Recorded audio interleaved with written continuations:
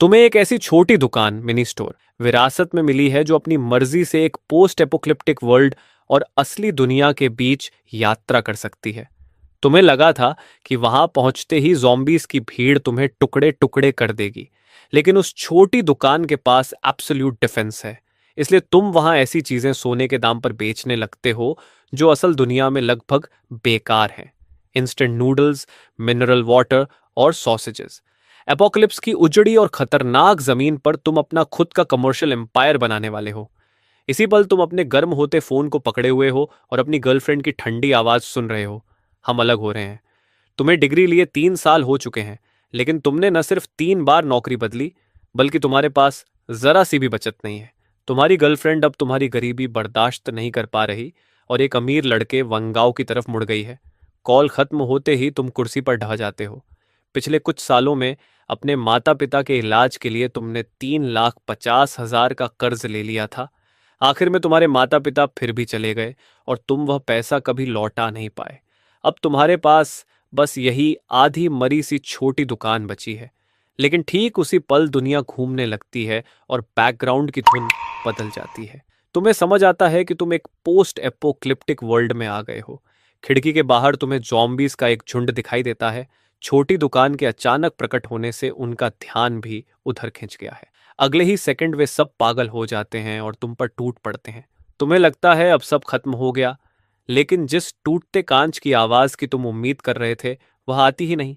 दरवाजा, जो आमतौर पर हल्के से धक्के में भी टूट जाता, 1 मिलीमीटर भी नहीं हिलता। तभी तुम्हारे सामने रोशनी की एक स्क्रीन प्रकट होती है। Apocalypse world, absolute security status, dimensional travel reusable in 12 घंटे। दूसरे शब्दों में, जब तक तुम यहां 12 घंटे रहते हो तुम अपने असली वर्ल्ड में वापस जा सकते हो। तुम बाहर खड़े मॉन्स्टर्स जैसे जॉम्बीज पर नजर डालते हो और झुंझलाकर सिर खुजलाते हो। 20 वर्ग मीटर से भी छोटी यह दुकान तरह तरह के सामान से भरी है। Braised beef noodles, mineral water, sausage, bread और बिस्कुट्स। तुम्हारी दुनिया में इनकी कोई खास कीमत नहीं, लेकिन यहां तुम्हारे दिमाग में एक विचार अंकुरित होता है। एक पोस्ट एपोक्लिप्टिक वर्ल्ड में सबसे कीमती चीज सोना या हीरे नहीं, बल्कि खाना और पीने का पानी है। तुम तेजी से शेल्फ की तरफ दौड़ते हो और एक साधारण मिनरल वाटर की बोतल उठा लेते हो। तुम्हारी दुनिया में ये लगभग कुछ पैसों में बिकती है, लेकिन जॉम्बीज से भरी इस दुनिया में इसकी कीमत कितनी होगी? तुम्हें अपना 3,50,000 का कर्ज और जान का फोन पर तुम्हें छोड़ना याद आता है। तुम बोतल का ढक्कन खोलकर एक बड़ा घूंट पीते हो। अब तुम्हें इन 12 घंटों का फायदा उठाकर जितना हो सके उतना पैसा कमाना है। तुम तुरंत हिसाब लगाने लगते हो। एक बोतल पानी 1 ग्राम सोना, बहुत कम। एक बोतल पानी 10 ग्राम सोना और इंस्टेंट नूडल्स का एक पैकेट 100 ग्राम सोना। तुम खुद को शांत रहने के लिए मजबूर करते हो। समस्या यह है कि तुम्हें ग्राहकों की जरूरत है, लेकिन दरवाजे के सामने खड़े इन 10 जॉम्बीज के बीच कौन सा सर्वाइवर यहां आने की हिम्मत करेगा? फिर भी तुम 12 घंटे यूं ही खाली बैठने वाले नहीं हो। तुम्हारी नजर ब्रेस्ड बीफ नूडल्स के पैकेट पर जाती है और तभी तुम्हारे दिमाग में एक आइडिया आता है। इस दुनिया में जहां हर तरफ जंग और सड़ांत की बदबू फैली है, वहां ताजी खुशबूदार इंस्टेंट नूडल्स के कटोरे से ज्यादा लुभावनी चीज और क्या हो सकती है? तुम केटल को प्लग में लगाकर चालू कर देते हो। केटल गड़गड़ाने लगती है। छोटी दुकान में अब भी बिजली है, मानो यह जगह सिस्टम से जुड़ी हुई है और बाहरी दुनिया से पूरी तरह अलग एक स्वतंत्र दुनिया है। पानी जल्द ही उबलने लगता है और एक गहरी, तीखी खुशबू तुरंत पूरी दुकान में फैल जाती है। तुम खुद भी अनजाने में लार निगल लेते हो। लेकिन एक समस्या है, इस खुशबू को बाहर तक कैसे पहुंचाया जाए? दरवाजा तो तुम खोल ही नहीं सकते। तुम दुकान में चारों तरफ देखते हो और आखिरकार तुम्हारी नजर एक एग्जॉस्ट वेंट पर पड़ती है। नूडल्स की तेज खुशबू उस छोटे से पाइप से बाहर निकलकर मौत से भरी दुनिया की हवा में तैरने लगती है। समय धीरे धीरे बीतता रहता है। बाहर अब भी मौत जैसा सन्नाटा है। जब तुम्हारा धैर्य लगभग खत्म होने वाला होता है, तभी अचानक एक लौ उन 10 जॉम्बीज को घेर लेती है। तुम खिड़की से सावधानी से देखते हो। वह एक महिला है। उसकी नजर इन खंडहरों के बीच अजीब लग रही इस दुकान को परखती है। वह कहती है, दिलचस्प, ऐसी जगह पर भी कोई दुकान चलाने की हिम्मत करता है। वह सीधे प्रवेश द्वार की तरफ बढ़ती है, लेकिन अगले ही सेकंड एक अदृश्य कांच की दीवार से टकरा जाती है। वह तुम्हारी तरफ देखती है और पूछती है, तुम भी एक अवेकंड हो? यही तुम्हारी शक्ति है? थोड़ी देर की चुप्पी के बाद वह कहती है, मेरा नाम यिंग है। वह एक छोटा फल उठाकर पूछती है, ये कितना है? तुम जवाब देते हो, सोना। वह हैरान होकर कहती है, हम किस जमाने में हैं? यहाँ कौन इस बेकार चीज का इस्तेमाल करता है? तुम शांत स्वर में कहते हो, यहां मैं सिर्फ सोना ही लेता हूं। तुम्हारा आत्मविश्वास देखकर यिंग हाथ उठाती है और एक छोटी सी लौ तुम्हारे चेहरे की तरफ भेजती है, लेकिन जैसे ही वह बैरियर से टकराती है तुरंत गायब हो जाती है। तुम कहते हो, अब हम ठीक से बात कर सकते हैं। यिंग कहती है, ठीक है बॉस, ये इंस्टेंट नूडल्स का कटोरा कितने का है? तुम जवाब देते हो, कुछ खास नहीं, बस 100 ग्राम सोना। वह चौंक कर कहती है, 100 ग्राम? क्या तुम मुझे लूटना चाहते हो? भले ही अब सोने की कोई कीमत नहीं रही और कोई इसे चाहता नहीं, इसका मतलब ये नहीं कि ये हर गली में मिल जाता है। तुम शांत होकर कहते हो, खरीदना जरूरी नहीं है। इतना कहकर तुम उसे अनदेखा कर देते हो और अभी अभी बनाए हुए नूडल्स खाने लगते हो। नूडल्स को खींचकर खाने की आवाज बहुत तेज गूंजती है। यिंग अनजाने में निगलती है, उसका गला अपने आप हिलता है। उसे याद भी नहीं कि आखिरी बार उसने गर्म खाना कब खाया था। आमतौर पर वह बस कैंड फूड और एनर्जी बार्स से गुजारा करती है जो उसे कहीं कहीं मिल जाती है। वह खाना बस उसे जिंदा रखता है, उसमें जरा सा भी स्वाद नहीं होता। उसी समय उसका पेट हल्के से गुर्राता है। आवाज बहुत हल्की है, लेकिन इस गहरे सन्नाटे में वह किसी गरज की तरह गूंजती है। यिंग के गाल तुरंत लाल हो जाते हैं। तुम ऐसे दिखाते हो जैसे कुछ सुना ही नहीं और आराम से अपने स्वादिष्ट नूडल्स खाते रहते हो। वह झिझकते हुए कहती है, मेरे पास अभी इतना सोना नहीं है, क्या मैं बाद में भुगतान कर सकती हूँ? तुम ठंडे स्वर में कहते हो, यह दुकान उधार नहीं देती। तुम यहाँ दान करने नहीं आए हो और वैसे भी 12 घंटे बाद तुम इस दुनिया से चले जाओगे। कौन जाने वो फिर लौटकर पैसे दे भी पाएगी या नहीं। आखिर में तुम नूडल्स का आखिरी कौर निगलते हो और संतोष भरी डकार लेते हो। फिर तुम लापरवाही से शेल्फ से एक सॉसेज उठाते हो और हल्की सी उंगली की चटक से उसे हवा में उछाल देते हो, जैसे कोई आवारा बिल्ली को खाना फेंक रहा हो। सॉसेज हवा में एक परफेक्ट पैराबोला बनाते हुए उड़ता है और उसी पल यिंग का शरीर तुरंत सख्त हो जाता है। ये तो बिल्कुल साफ साफ अपमान था, लेकिन उसकी समझ उसे तुरंत सॉसेज उठाकर खाने के लिए कहती है। समय जैसे ठहर सा जाता है और लगभग 2.5 सेकंड बाद आखिरकार भूख उसकी इज्जत पर भारी पड़ जाती है।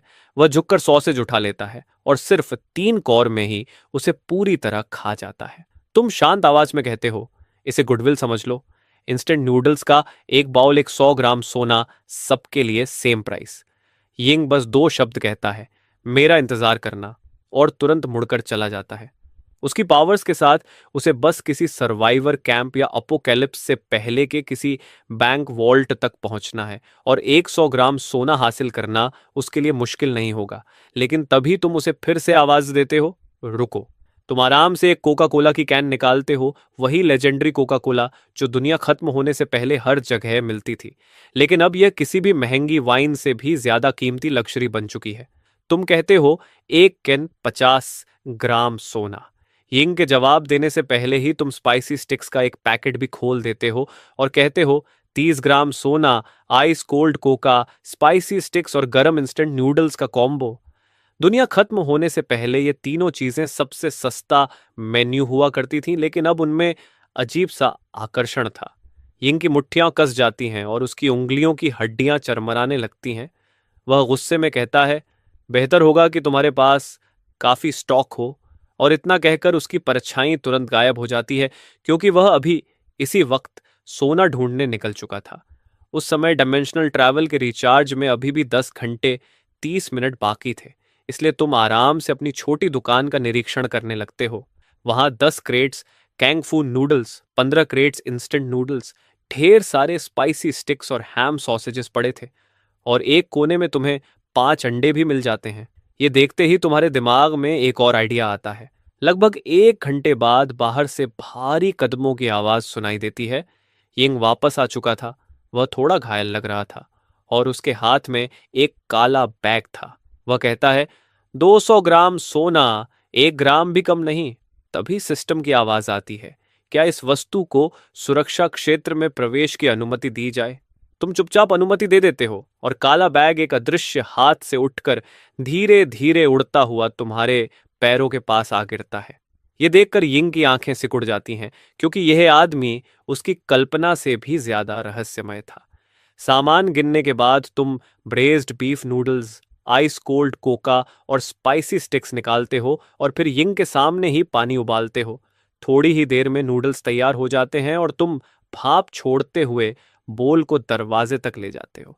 यिंग सोचता है कि अब तुम उसे बोल दे दोगे, लेकिन तभी तुम अचानक रुक जाते हो और अपनी जेब से एक अंडा निकालकर उसे देखते हुए कहते हो, सुंदर लेडी, अगर इसमें एक एक भी डाल दूं तो? यिंग पूछता है, कितने का? तुम जवाब देते हो, 50 ग्राम सोना। ये सुनते ही यिंग भड़क जाता है। एक अंडे के लिए 50 ग्राम सोना? क्यों ना तुम सीधे लोगों को लूट ही लो। लेकिन तुम बिल्कुल शांत रहते हो और कहते हो, लेना जरूरी नहीं है, ये घर के एग्स हैं, स्पेशल कस्टमर्स के लिए रिजर्व्ड। और इतना कहकर तुम अंडा वापस रखने का नाटक करते हो। तभी यिंग तुरंत बोल उठता है, रुको। एक पावरफुल फ्लेम अवेकेंड होने के नाते वह हमेशा वही रहा था जिसके सामने लोग झुकते थे, लेकिन आज वह बस अपमान सहता जा रहा था। वह अपनी कमर से बंधी छोटी लेदर पाउच में हाथ डालता है और कबूतर के अंडे जितना एक क्रिस्टल निकालता है जो उसकी हथेली पर चमक रहा था। वह कहता है, मेरे पास अभी और सोना नहीं है, ये लो और इसके बदले वह एग दे दो। तुम भौं चढ़ाकर सोचते हो, ये क्या अजीब चीज है। तुम मना करने ही वाले थे कि तभी एक लाइट स्क्रीन सामने आ जाती है। High energy object detected, primary zombie essence detected. इस ट्रांजैक्शन को स्वीकार करने की सिफारिश की जाती है। उसी पल तुम्हें समझ आता है कि तुम पूरी तरह गलत सोच रहे थे, क्योंकि तुम लगातार 3,50,000 के कर्ज को चुकाने के बारे में सोचते रहे, जबकि असल में इस दुकान का असली मकसद इन एसेंस कोर्स को इकट्ठा करना है। एक पल में सब साफ हो जाता है, लेकिन तुम्हारे चेहरे पर अब भी घृणा का भाव बना रहता है और तुम कहते हो, यह बदसूरत सा पत्थर क्या है, बड़ा घिनौना लगता है। यिंग जवाब देता है, यह ज़ॉम्बी के दिमाग से निकला कोर है। अवेकेंड लोगों की ट्रेनिंग के लिए जरूरी है। सोना तो इसके जूतों की धूल के बराबर भी नहीं। तुम मन ही मन सोचते हो, तो ये क्रिस्टल्स इस दुनिया की ट्रेनिंग रिसोर्स हैं, लेकिन मैं तो बस एक दुकान चलाता हूं, मुझे इससे क्या फायदा। ये सुनकर यिंग गुस्से से कांपने लगता है, क्योंकि उसके सामने खड़ा आदमी न सिर्फ पागल है, बल्कि खजाने की पहचान भी नहीं करता। उसे फटने के कगार पर देखकर तुम आह भरते हो और कहते हो, ठीक है, ठीक है, चूंकि तुम इतना इंसिस्ट कर रहे हो तो इस बार एग्जेप्शन कर देता हूं। जैसे ही तुम ये कहते हो, तुम मन ही मन कोर लेने का सोचते हो और वह तुरंत यिंग की हथेली से गायब होकर तुम्हारी इन्वेंट्री में चला जाता है। तुमने उसे देखने की भी जरूरत नहीं समझी और लापरवाही से रख दिया। फिर तुम नूडल्स, कोका और स्पाइसी स्टिक्स यिंग को दे देते हो और वह फोर्क उठाकर बड़े बड़े कौर में सब कुछ खा जाता है, पोल में पड़े हरे प्याज तक नहीं छोड़ता। फिर वह कोका खोलकर एक ही सांस में पी जाता है और स्पाइसी स्टिक्स का पैकेट फाड़कर एक एक करके सब खा जाता है, जबकि इस पूरे समय तुम बस चुपचाप उसे देखते रहते हो। आखिर में यिंग कहता है, मैं फिर आऊंगा, और मुड़कर गली के अंधेरे में गायब हो जाता है। उसके जाने के बाद ही तुम वह मिस्टीरियस गोल्डन कोर निकालते हो और सिस्टम का मैसेज सामने आता है। प्राइमरी ज़ॉम्बी गोल्डन कोर मानव के जेनेटिक लॉक्स को तोड़ सकता है। इसे इस्तेमाल करने पर अवेकेंड बनने की संभावना मिलती है, लेकिन अगर अब्जॉर्प्शन फेल हो जाए तो शरीर तुरंत एलिमेंट्री पार्टिकल्स में बिखर जाता है और सफलता की दर 1% से भी कम है। यह सुनकर तुम्हारा हाथ कांप जाता है और तुम लगभग उस कोर को फेंक ही देते हो, क्योंकि 1% से कम सक्सेस रेट कोई मौका नहीं बल्कि सीधे नरक का टिकट है। लेकिन तभी दुकान का सिस्टम एक और नोटिफिकेशन दिखाता है कि दुकान के सुरक्षा क्षेत्र में उपयोगकर्ता हर तरह के नुकसान से इम्यून रहेगा, चाहे वह फिजिकल डैमेज हो, एनर्जी शॉक हो, मेंटल कॉन्टैमिनेशन हो या जेनेटिक कोलैप्स। ये देखकर तुम फिर से अपने हाथ में पकड़े गोल्डन कोर को देखते हो और समझ जाते हो कि तुम्हारे लिए इसमें कोई जोखिम नहीं है। तुम सोचते हो कि इसे कैसे इस्तेमाल किया जाए, क्या सीधे निगल लिया जाए। ये बिल्कुल खाने लायक नहीं लगता, लेकिन यिंग को याद करते हुए जो हवा में से फ्लेम्स निकाल रहा था, तुम एक झटके में उसे निगल लेते हो। अगले ही पल असहनीय दर्द पूरे शरीर में फैल जाता है और तुम झींगे की तरह दोहरे हो जाते हो। मिनट दर मिनट समय बीतता है और आखिरकार वह भयानक दर्द गायब हो जाता है। उसकी जगह एक जबरदस्त शक्ति का एहसास तुम्हारे पूरे शरीर में फैल जाता है और तुम समझ जाते हो कि यही अवेकनेड बनने की ताकत है। कितनी भयानक शक्ति। फिर तुम यिंग की तरह वही पोज बनाकर खड़े हो जाते हो। फायर। लेकिन कुछ भी नहीं हुआ। तुम्हारी उंगलियों के सिरे पर जरा सी चिंगारी तक नहीं निकली। धत्तेरे की, क्या अवेकनिंग फेल हो गया? जितना ज्यादा तुम इसके बारे में सोचते गए उतना ही गुस्सा बढ़ता गया। तुमने बगल में रखी शेल्फ पर जोर से मुक्का मार दिया।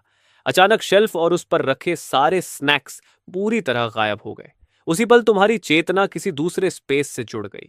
उस स्पेस के अंदर वही शेल्फ मौजूद थी जो अभी अभी गायब हुई थी। तुमने हाथ बढ़ाकर देखने की कोशिश की और गायब हुई शेल्फ तुरंत अपनी जगह वापस आ गई। तभी सिस्टम ने एक नोटिफिकेशन भेजा, दूसरी अवेकनिंग सफल, नई क्षमता प्राप्त, डायमेंशनल वेयरहाउस। ये स्पेस टाइम को अलग करके रख सकता है। सोच के जरिए स्टोरेज और रिट्रीवल संभव है। मौजूदा कैपेसिटी 1 घन मीटर। इसके बाद तुमने बार बार स्पाइसी स्टिक्स को प्रकट और गायब करके प्रैक्टिस करना शुरू कर दिया। प्रकट, गायब, प्रकट, गायब, और धीरे धीरे तुम अपने ही ख्यालों में खो गए। सोना सिर्फ आर्थिक संकट हल कर सकता है, लेकिन गोल्ड कोर ही असली चाबी है जिससे इस अपोकलिप्स में जिंदा रहा जा सकता है। अब रिचार्ज होने में 9 घंटे बाकी थे, इसलिए निकलने से पहले तुम्हें ज्यादा से ज्यादा गोल्ड कोर इकट्ठा करने ही होंगे। सिर्फ एक पैकेट नूडल्स की खुशबू से ही यिंग खिंची चली आई थी, तो अगर इस खुशबू को 10 गुना या 20 गुना बढ़ा दिया जाए तो? यही सोचकर तुमने एक बड़ी कड़ाही निकाली और उसमें पूरे 20 पैकेट इंस्टेंट नूडल्स पकाए। आखिर में तुमने हाई पावर एग्जॉस्ट फैन को पूरी ताकत से चला दिया। बस तैयार था तुम्हारा end of the world Buddha jumping over the wall वाला प्लान। 3 गलियों दूर एक छोड़ी हुई इमारत के अंदर एक जवान लड़का कोने में सिमटा बैठा था। एक चेहरे पर निशान वाला आदमी अपनी बंदूक की नली साफ कर रहा था। तभी चश्मा पहने एक आदमी चिंतित आवाज में बोला, टाइगर, चियाओलू के घाव और भी खराब हो गए हैं। अगर हमें दवा नहीं मिली तो मुझे डर है कि वह। टाइगर नाम का वह निशान वाला आदमी चुपचाप सिर हिलाने लगा। इस इलाके का सारा खाना बहुत पहले ही लूट लिया गया था, और जहां तक दवाइयों की बात थी, इस दुनिया में वह ऐसी विलासिता थी जिसके बारे में सोचना भी मुश्किल था। लेकिन ठीक उसी समय एक बेहद ललचाने वाली खुशबू उनके पास तक पहुंच गई। टाइगर, बाहर कोई नूडल्स पका रहा है, चुप रहो। उसकी समझ जोर जोर से चिल्ला रही थी कि यह एक जाल है। अपोकैलिप्स के बीच जो भी इंसान इतनी खुलेआम खाना पकाने की हिम्मत करता है, वह या तो पागल होता है या फिर बेहद ताकतवर शिकारी। फिर भी इतने समय से भूख से तड़प रहा उसका शरीर जोर जोर से गुड़गुड़ाने लगा। उसे ढूंढो और खा लो। चश्मा पहने आदमी भी बेचैन हो गया। टाइगर, हमारे पास ज्यादा समय नहीं है। अगर देर हो गई तो हमें सूप भी नहीं मिलेगा। टाइगर अच्छी तरह जानता था कि अगर ऐसा ही चलता रहा तो वे तीनों आखिरकार भूख से मर जाएंगे। आखिर उसकी आंखों में एक दृढ़ चमक उभरी। वे कई गलियों को पार करते हुए आगे बढ़े और अंत में एक छोटी सी सुपर एट के सामने पहुंचे। दरवाजे के ठीक सामने एक विशाल कड़ाही रखी थी जिसमें इंस्टेंट नूडल्स और सैसेज उबल रहे थे, और तुम दरवाजे के फ्रेम से टिके आराम से खड़े थे। जाल? बिल्कुल जाल। तीनों ने मुश्किल से निगलते हुए लार रोकी, लेकिन आगे बढ़ने की हिम्मत नहीं हुई। तभी टाइगर ने देखा कि सड़क के दूसरी तरफ एक छोड़ी हुई गाड़ी के पीछे कोई आदमी छिपा हुआ है। उसने भी इस समूह को देख लिया था और जल्दी से उन्हें चुप रहने का इशारा किया। टाइगर ने ध्यान से चारों ओर देखा तो उसे और भी लोग छिपे हुए दिखे। पहली मंजिल की खिड़की पर बाईं तरफ कोई था। दाईं गली में कूड़ेदानों के पीछे धातु की चमक दिखाई दे रही थी। कम से कम 4 और समूह भी उसी खुशबू से खिंचे चले आए थे। और तुम दुकान के अंदर खड़े पहले से जानते थे कि काफी लोग इकट्ठा हो चुके हैं। तुमने आराम से कहा, काफी देर से देख रहे हो, भूख नहीं लगी? तुम्हारी आवाज ज्यादा तेज नहीं थी, फिर भी हर छिपे हुए आदमी के कानों तक साफ पहुंच गई। लेकिन कोई जवाब नहीं आया। तुमने कड़ाही से सॉसेज का एक टुकड़ा निकाला और मुंह में डालते हुए कहा, मैं खुला हूं, आराम से व्यापार करते हैं। मेरे पास नूडल्स, पानी और सॉसेजेस हैं, हिस्से भी बड़े हैं, पेट भर जाएगा। छोड़ी हुई गाड़ी के पीछे छिपा आदमी आखिर खुद को रोक नहीं पाया। पेमेंट कैसे करेंगे? तुमने शांत स्वर में कहा, गोल्ड कोर या गोल्ड बॉक्सेस। ये सुनकर सब चौंक गए। गोल्ड बॉक्सेस समझ में आते थे, वह एक सुरक्षित मुद्रा थी, लेकिन इस पोस्ट एपोक्लिप्टिक दुनिया में सोने की कीमत स्टील की प्लेट से भी कम रह गई थी। तभी कूड़ेदानों के पीछे से गुस्से भरी आवाज आई, यह हमसे मजाक कर रहा है। इस लड़के का कोई व्यापार करने का इरादा नहीं है। चलो सब मिलकर इसे खत्म कर देते हैं और कड़ाही की चीजें बांट लेते हैं। यह सुनते ही माहौल और अजीब हो गया। सब तेजी से सोचने लगे, लेकिन तुमने सिर तक नहीं उठाया और आराम से नूडल्स खाते रहे। फिर तुमने कहा, कोशिश कर सकते हो, लेकिन याद रखो, जो हमला करेगा वह व्यापार का हक खो देगा। वह बस दूसरों को खाते पीते देखता रहेगा। कूड़ेदानों के पीछे वाला आदमी अब खुद को रोक नहीं पाया। मैं इन बेवकूफियों पर विश्वास नहीं करता।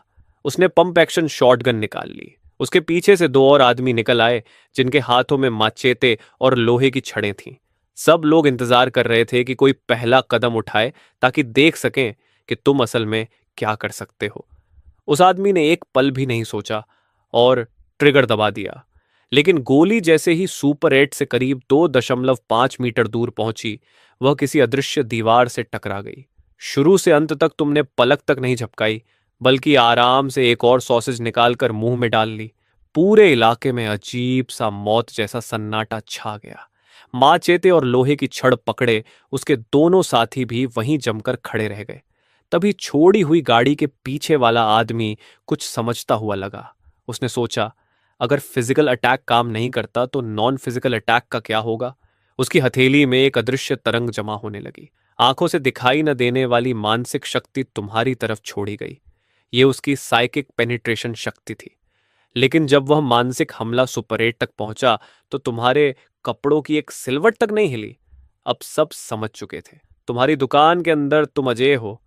टाइगर की पीठ ठंडे पसीने से भीग चुकी थी और उसे बेहद राहत महसूस हुई कि उसने जल्दबाजी में कोई कदम नहीं उठाया। तुमने आखिर नूडल्स खत्म किए और नजर कूड़ेदानों के पीछे वाले आदमी पर टिकाई। मैं पहले ही कह चुका हूं, जो हमला करेगा वह व्यापार का हक खो देगा। क्या कोई और कोशिश करना चाहता है? आसपास फिर से मौत जैसा सन्नाटा छा गया। तभी जब यह टकराव भरा माहौल सबको पागल करने वाला था, दूर से एडी की लयबद्ध आवाज सुनाई दी। वह आवाज धीरे धीरे पास आती गई और सबकी नजरें उसकी मालिक की ओर मुड़ गईं। ये यिंग है। टाइगर ने उस औरत को पहचान लिया, या यूं कहो कि इन खंडहरों के बीच उसे भूलना नामुमकिन था। जितने भी सर्वाइवर्स कुछ समय से इस अपोक्लिप्स में टिके हुए थे, उन्होंने रहस्यमयी के वाई यिंग के बारे में जरूर सुना था। एक हाई लेवल अवेकेंड जो आग को हथियार की तरह इस्तेमाल करती है। वह यहां क्या कर रही है? यिंग ने चारों तरफ देखते हुए कहा, काफी शोर मचा रखा है तुम लोगों ने। हमेशा कुछ गर्म दिमाग वाले होते हैं जो बात नहीं सुनते। मैं तुम सबको सलाह देती हूं कि अपने बुरे इरादे समेट लो और तुम्हारे हाथों में जो कबाड़ पकड़ा है उसकी तो बात ही मत करो। यहां तक कि मैं भी इस छोटी सुप्रटे को खरोंच तक नहीं पहुंचा सकती। पूरा इलाका फिर से मौत जैसी खामोशी में डूब गया। डब्ल्यू ने गहरी सांस ली और धीरे धीरे अपनी छिपने की जगह से बाहर आ गया। उसने अपनी दोनों हथेलियां खोलकर ऊपर उठा दी, ताकि दिखा सके कि उसका कोई बुरा इरादा नहीं है। कोनों में छिपे बाकी सर्वाइवर्स भी एक एक करके बाहर आने लगे। यिंग ने अब उनकी तरफ ध्यान ही नहीं दिया। उसने अपनी बेल्ट से कुछ चीजें निकाली। 3 चमचमाते सोने के इनगट्स, हर एक काफी बड़ा था। उसने कहा, मुझे बिस्किट्स, कैंड फूड और पानी चाहिए। ऐसा खाना जो आसानी से ले जाया जा सके और लंबे समय तक रखा जा सके। उसके जैसे इलीट हंटर के लिए रेडी टू ईट इंडस्ट्रियल खाना सबसे तर्कसंगत चुनाव था। तुम्हें भी समझदार लोगों के साथ व्यापार करना पसंद था। तुमने जल्दी से कंप्रेस्ड बिस्किट्स, कैनड मीट और बॉटल्ड वाटर निकाल दिए। सौदा आसानी से हो गया। सबकी आंखों के सामने यिंग ने खाना उठाया, मुड़ी और अंधेरे में गायब हो गई। फिर सबकी निगाहें दोबारा तुम्हारी तरफ मुड़ गईं। इस बार उनमें न शक था न दुश्मनी, सिर्फ शुद्ध इच्छा। तुमने कहा, अब तुम्हारी बारी है। नियम समझ गए हो ना? गोल्ड या कोरस के बदले खाना, लेकिन इनके लिए नहीं। ये कहते हुए तुमने उन 3 आदमियों की तरफ इशारा किया जिन्होंने पहले हमला किया था। वह आदमी अब और सहन नहीं कर पाया। वह रेंगता हुआ तुम्हारे पैरों में गिर पड़ा। बॉस, मुझसे गलती हो गई, सच में गलती हो गई। प्लीज मुझे कुछ खाने को दे दो, कम से कम सूप की एक घूंट ही सही। उसके पीछे उसके दोनों साथी भी घुटनों के बल गिरकर दया की भीख मांगने लगे। आसपास के सर्वाइवर्स के चेहरों पर कोई दया नहीं थी। बस यह राहत थी कि उन्होंने जल्दबाजी में हमला नहीं किया। तुमने ठंडे स्वर में कहा, मैंने कहा था, जो हमला करेगा वह अपना अधिकार खो देगा। इसके बाद तुमने उन्हें पूरी तरह नजरअंदाज कर दिया। तुम्हारी नजर भीड़ पर घूमी। और कौन एक्सचेंज करना चाहता है? तभी डब्ल्यू ने एक गोल्ड कोर निकाला और तुम्हें दिखाया। बस तुम्हारे एक ख्याल से वह कोर हवा में उछलकर सीधा तुम्हारी जेब में जा गिरा। तुमने एक शब्द भी नहीं कहा। तुम मुड़े और 3 बड़े कटोरे निकाले जो नूडल्स और सॉसेजेस से भरे हुए थे। जैसे ही डब्ल्यू ने कटोरा हाथ में लिया, उसने ऐसी गर्माहट महसूस की जो उसने बहुत समय से नहीं महसूस की थी। तीनों आदमी तुरंत अपने कटोरे में मुंह डालकर जोर जोर से नूडल्स खाने लगे। एक के शुरू करते ही बाकी लोग भी खुद को रोक नहीं पाए। बॉस, मैं भी एक्सचेंज करना चाहता हूं। मैं भी, मेरे पास गोल्ड कोर है। यहां तक कि वह आदमी जिसने पहले तुम पर हमला किया था, वह भी धीरे से आगे आया। उसने चुपचाप एक गोल्ड कोर निकाला। आंख उठाकर देखने की भी हिम्मत नहीं हुई। तुमने उसका पेमेंट स्वीकार किया और बिना किसी भाव के उसे भी एक कटोरा दे दिया। एक बार जब व्यापार की धारा खुल जाती है तो उसे बंद करना मुश्किल होता है। किसी ने सोने के गहने निकाले, किसी ने अलग अलग साइज के गोल्ड कोर्स। जल्द ही तुम्हारे काउंटर के नीचे दर्जनों कोर्स जमा हो गए और बड़ी कड़ाही के नूडल्स धीरे धीरे खत्म होने लगे। लेकिन उसी समय पहले वाले 3 आदमी पूरी तरह निराशा में डूब गए। उनमें से एक अचानक चिल्लाया, अगर हमें नहीं मिलेगा तो किसी को भी नहीं मिलेगा। वह तुरंत एक कमजोर दिखने वाले सर्वाइवर पर टूट पड़ा। नूडल्स और सूप जमीन पर फैल गए। जो लोग खा रहे थे वे सब रुक गए और उस आदमी को बर्फ जैसी ठंडी और गुस्से भरी नजरों से घूरने लगे जिसने नियम तोड़ा था। तुमने भी नूडल्स परोसना बंद कर दिया और यह तमाशा देखने लगे। तभी अचानक आग की एक चमक कौंधी। वह आदमी चीखने का मौका भी नहीं पा सका। उसका पूरा शरीर एक मुट्ठी राख में बदल गया। उसके दोनों साथियों का भी वही हाल हुआ। सब कुछ सिर्फ 3 सेकंड में खत्म हो गया। एक पल में तीनों आदमी पूरी तरह गायब हो गए। यिंग धीरे धीरे अंधेरे से बाहर आई और बोली, मुझे नियम तोड़ने वाले लोग बिल्कुल पसंद नहीं। तुमने फ्रिज से कोका कोला की एक कैन निकाली और यिंग की तरफ उछाल दी। तुमने कुछ नहीं कहा और फिर से कड़ाही में नूडल्स चलाने लगे। व्यापार पूरी तरह शांत और व्यवस्थित तरीके से चलता रहा। टबी और उसके दोनों साथी अपना नूडल्स खत्म कर चुके थे, यहां तक कि उन्होंने सूप की एक बूंद भी नहीं छोड़ी। खंडहरों के हर कोने से लोग आते रहे। सुपर एटी की शेल्फ आश्चर्यजनक गति से खाली होती गई। कोई कीमत की शिकायत नहीं कर रहा था और कोई समस्या भी नहीं खड़ी कर रहा था। आखिरकार तुमने दुकान का सारा सामान बेच दिया। यिंग खाली कोका कोला कैन फेंकते हुए तुम्हारे पास आई और बोली, अब तो तुम काफी अमीर हो गए हो। पता नहीं अगली बार कब लौटोगे। उसने तुम्हें गहरी नजर से देखा, फिर मुड़ी और अंधेरे में गायब हो गई। जब सब लोग चले गए तो पूरा इलाका फिर से शांत हो गया। बस एक ख्याल से तुमने अपना डायमेंशनल वेयरहाउस खोल दिया। अंदर रखा सोना 100 किलो से भी ज्यादा हो चुका था और कुल 33 गोल्ड कोर्स भी थे। गोल्ड कोर निगलने पर भयानक दर्द होता है, लेकिन तुमने एक पल भी नहीं सोचा और सभी कोर्स एक साथ निगल लिए। इस बार दर्द से ज्यादा एक अकल्पनीय ऊर्जा का तूफान उमड़ा। अगर तुम सुपर एटी के अंदर नहीं होते तो ये ऊर्जा शायद तुम्हें तुरंत चिथड़े चिथड़े कर देती। भयंकर दर्द के बीच तुमने आखिरी बूंद तक उस ऊर्जा को एब्जॉर्ब कर लिया। जब तुमने दोबारा आंखें खोलीं तो छत पर उड़ते हुए एक कीड़ा दिखाई दिया। जो पंख पहले बहुत तेज लगते थे, अब असामान्य रूप से धीमे लग रहे थे। दरवाजे के पीछे जॉम्बीज की गुर्राहट सुनाई दे रही थी और हवा में खून और गीली मिट्टी की गंध साफ महसूस हो रही थी। तुम्हारी इंद्रियां अविश्वसनीय स्तर तक तेज हो चुकी थीं। तुमने पास की शेल्फ की तरफ हवा में पकड़ने जैसा इशारा किया। हल्की सी कंपन के बाद शेल्फ धीरे धीरे हवा में उठने लगी। यह डायमेंशनल वेयरहाउस की शक्ति नहीं थी, बल्कि टेलीकिनेसिस थी। तुमने तुरंत अवेकेंड सिस्टम की स्क्रीन खोली। डायमेंशनल वेयरहाउस, मौजूदा कैपेसिटी 1000 क्यूबिक मीटर, नई अवेकेंड एबिलिटी टेलीकिनेटिक कंट्रोल जो 50 किलो से कम वजन की चीजों को दूर से नियंत्रित कर सकती है। यानी तुमने दूसरी क्षमता भी जागृत कर ली थी। इसके बाद तुम शांति से काउंटडाउन खत्म होने का इंतजार करने लगे।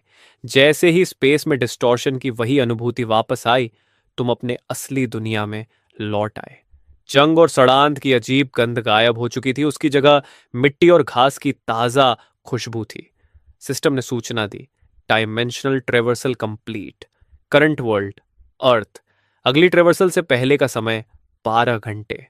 अभी सूरज भी नहीं उगा था। तुम अपने फोल्डिंग बेड पर वापस लौटे और कुछ घंटे सो गए। सुबह 9 बजे तुम एंटीक मार्केट की एक पुरानी दुकान पर पहुंचे। बॉस, क्या आप सोना खरीदते हैं?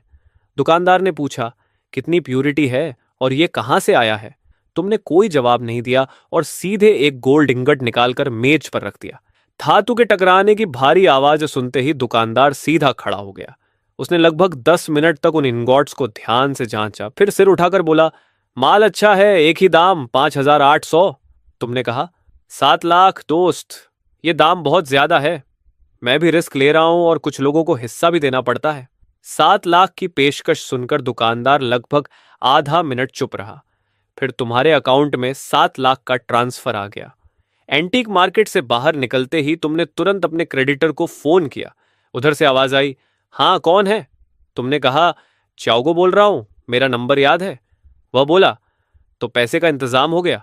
तुमने जवाब दिया, हाँ। उसने कहा, सिटी के वेस्ट में अबैंडन्ड सीमेंट फैक्ट्री नंबर 3, दोपहर 3 बजे पैसे लेकर आना और अकेले आना।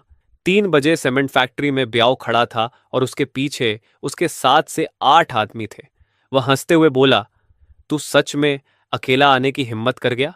तुमने कहा, पैसे और प्रोमिसरी नोट निकाल। ब्याव चौड़ी मुस्कान के साथ बोला, आजकल कीमतें बहुत बढ़ गई हैं, मेरे लोगों को भी खाना पड़ता है। उसने 5 उंगलियां उठाई। 5 लाख? तब मैं तेरे सामने ही प्रोमिसरी नोट जला दूंगा। तुम्हें नियम न मानने वाले लोग बिल्कुल पसंद नहीं थे। तुमने शांत आवाज में कहा, मैं 3,50,000 लौटाने वाला था, लेकिन अब सिर्फ 2 लाख दूंगा। तुम्हारी आवाज ऊंची नहीं थी, लेकिन वहां मौजूद हर आदमी ने साफ सुन लिया। ब्याओ का चेहरा जम गया। उसे अपने कानों पर विश्वास नहीं हुआ। उसने पूछा, तूने कितने कहा? तुमने दोहराया, 2 लाख, एक पैसा ज्यादा नहीं। तभी उसके एक आदमी ने चिल्लाकर कहा, इस कमीने को खत्म कर देता हूं। उसने लोहे की रॉड उठाकर तुम्हारे सिर पर वार किया, लेकिन जो होना चाहिए था वह नहीं हुआ। रॉड तुम्हारे सिर से 10 सेंटीमीटर पहले ही रुक गई, क्योंकि तुमने उसे एक हाथ से आसानी से पकड़ लिया था। अगले ही पल वह आदमी ऐसे दूर जा गिरा जैसे किसी ट्रक ने टक्कर मार दी हो। सीमेंट फैक्ट्री में दर्द की चीखें गूंज उठीं। ब्याओ आखिरकार होश में आया और चिल्लाया, सब मिलकर हमला करो, इसे खत्म कर दो। लेकिन चाहे वे कितने भी थे, तुम्हारे कुछ ही वारों के सामने टिक नहीं पाए। कुछ ही सेकंड में कई गुंडे ब्याओ के पैरों के पास पड़े कांप रहे थे, गुस्से से नहीं, डर से। ब्याओ घबराकर बोला, रुक जाओ, पास मत आना, मेरे बॉस। उसने जल्दी से प्रॉमिसरी नोट का कागजों का पुलिंदा निकाल लिया। उसकी आंखों के सामने तुमने 2 लाख ट्रांसफर कर दिए। तुमने कहा, पहले 3,50,000 होने चाहिए थे, अब इसकी कीमत सिर्फ 2 लाख है। फिर तुमने प्रॉमिसरी नोट फाड़ दिया और वहां से चले गए। मामला खत्म हो चुका था। तुम्हारे पास इससे ज्यादा जरूरी काम थे। तुम यूज्ड कार मार्केट गए और थोड़ी ही देर बाद एक सेकंड हैंड वैन चलाते हुए शहर के सबसे बड़े फूड होलसेल मार्केट की तरफ निकल पड़े। होलसेल सुपरमार्केट में घुसते ही एम्प्लॉय के कुछ कहने से पहले ही तुमने कहा, नमस्ते, मुझे 200 cartons instant noodles, 100 cartons ham sausages, 200 cartons compressed biscuits, 100 cartons canned beef और 500 कार्टन्स मिनरल वाटर चाहिए। मात्रा सुनकर कर्मचारी चौंक गया, लेकिन जल्दी ही सामान तैयार करने लगा, क्योंकि जो ग्राहक पैसे देता है वही राजा होता है। पूरा सामान वैन में लोड करने में तुम्हें पूरा दिन लग गया। डिमेंशनल ट्रांसफर में सिर्फ 2 घंटे बाकी थे। कल की पहली डील में बहुत सारा सोना आखिरी समय में रूइन से इकट्ठा किया गया था। अगर ज्यादा प्रॉफिट चाहिए तो क्वांटिटी बढ़ानी होगी और अलग अलग स्ट्रॉन्ग होल्ड्स के साथ कोऑपरेशन करना होगा। सोना इकट्ठा करना उनका काम होगा। अपने अंदर बढ़ती ताकत को महसूस करते हुए तुम्हें अपने पुराने जीवन से एक अजीब सा अलगाव महसूस होने लगा। बचे हुए 2 घंटों में तुमने फैसला किया कि पुराने जीवन को अलविदा कहने के लिए एक शानदार खाना खाया जाए। इसलिए तुम शहर के सबसे लग्जूरियस रेस्टोरेंट पहुंच गए। सामने खड़ी लग्जरी कार्स के मुकाबले तुम्हारी वैन बिल्कुल अजीब लग रही थी। यहां तक कि वैलेट को लगा कि तुम सिर्फ पार्किंग इस्तेमाल करने आए हो। वह बोला, सर, यहाँ। लेकिन तुमने जेब से सोयाबीन के दाने जितनी छोटी गोल्ड नगेट निकाली और उसके हाथ में रख दी। मेरी गाड़ी पार्क करो, और अगर काम ठीक से नहीं किया तो तुम्हारी टांगें तोड़ दूंगा।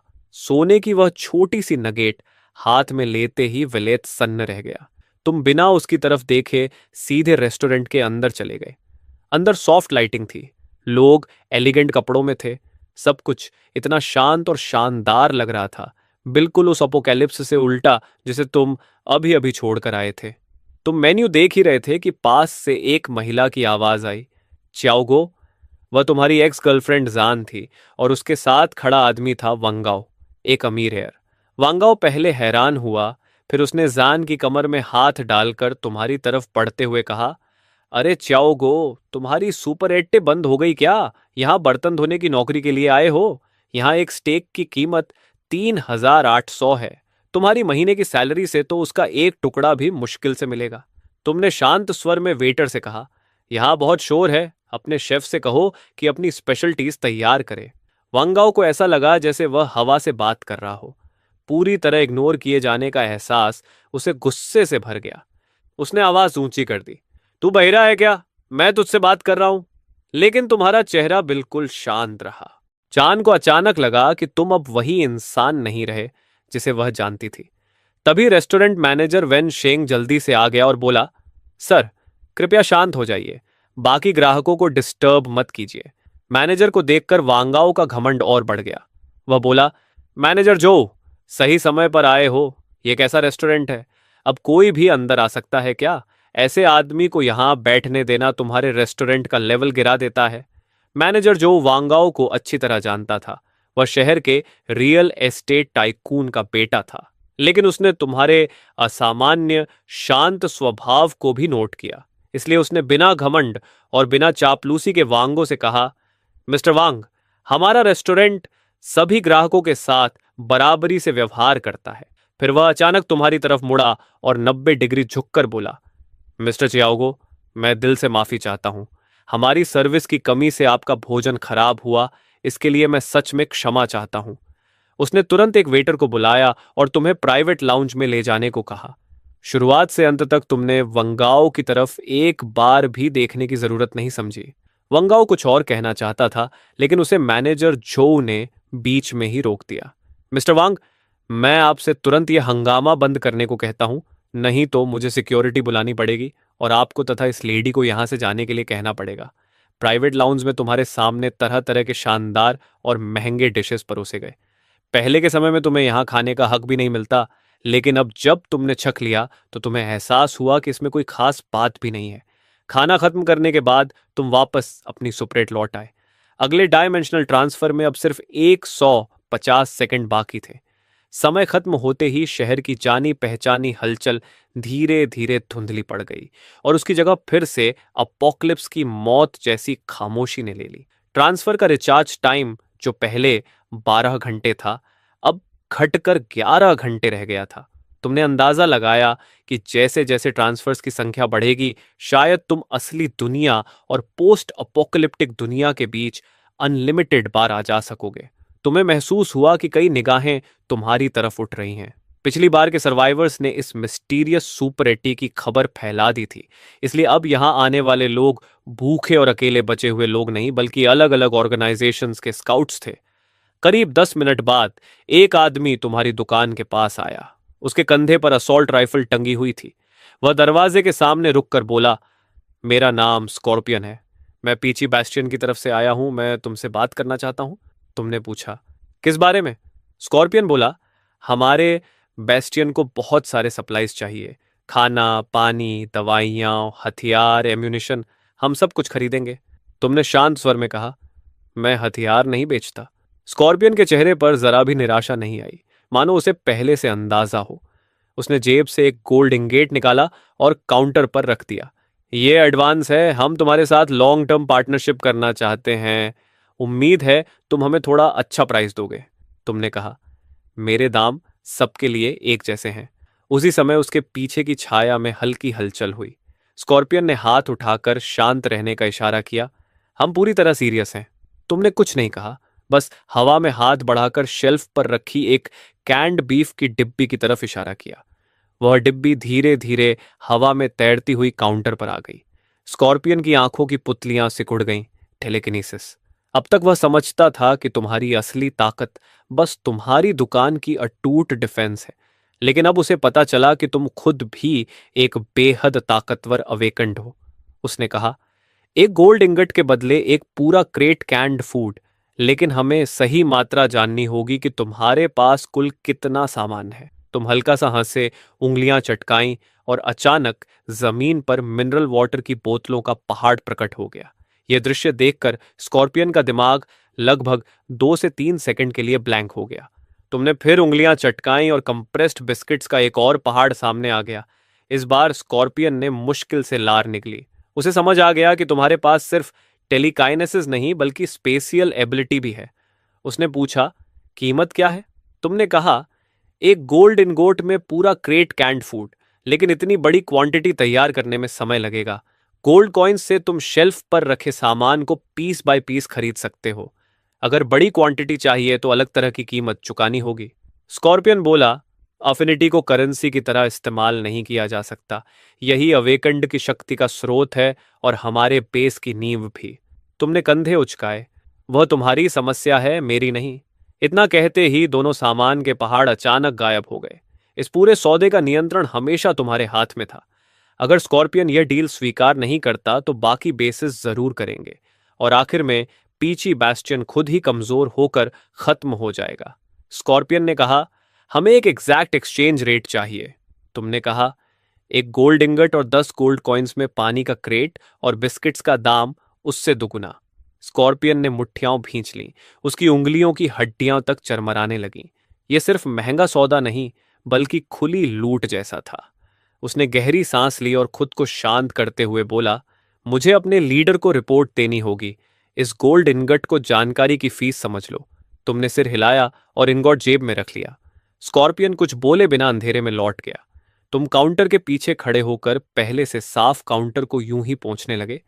करीब 10 मिनट बाद फिर 3 परछाइयां सामने आईं। उनमें से एक मध्यम उम्र का आदमी था जिसने चश्मा पहना हुआ था। उसके पीछे 2 सैनिक खड़े थे। उसने कहा, नमस्ते, मेरा नाम जे है। लोग मुझे प्रोफेसर जे कहते हैं। मैं लाइट हाउस शेल्टर से आया हूं। तुम चुपचाप उसे देखते रहे। वह बोला, इकोनॉमिक नजरिए से देखा जाए तो तुम्हारा यह बिजनेस मॉडल लंबे समय तक टिकाऊ नहीं है।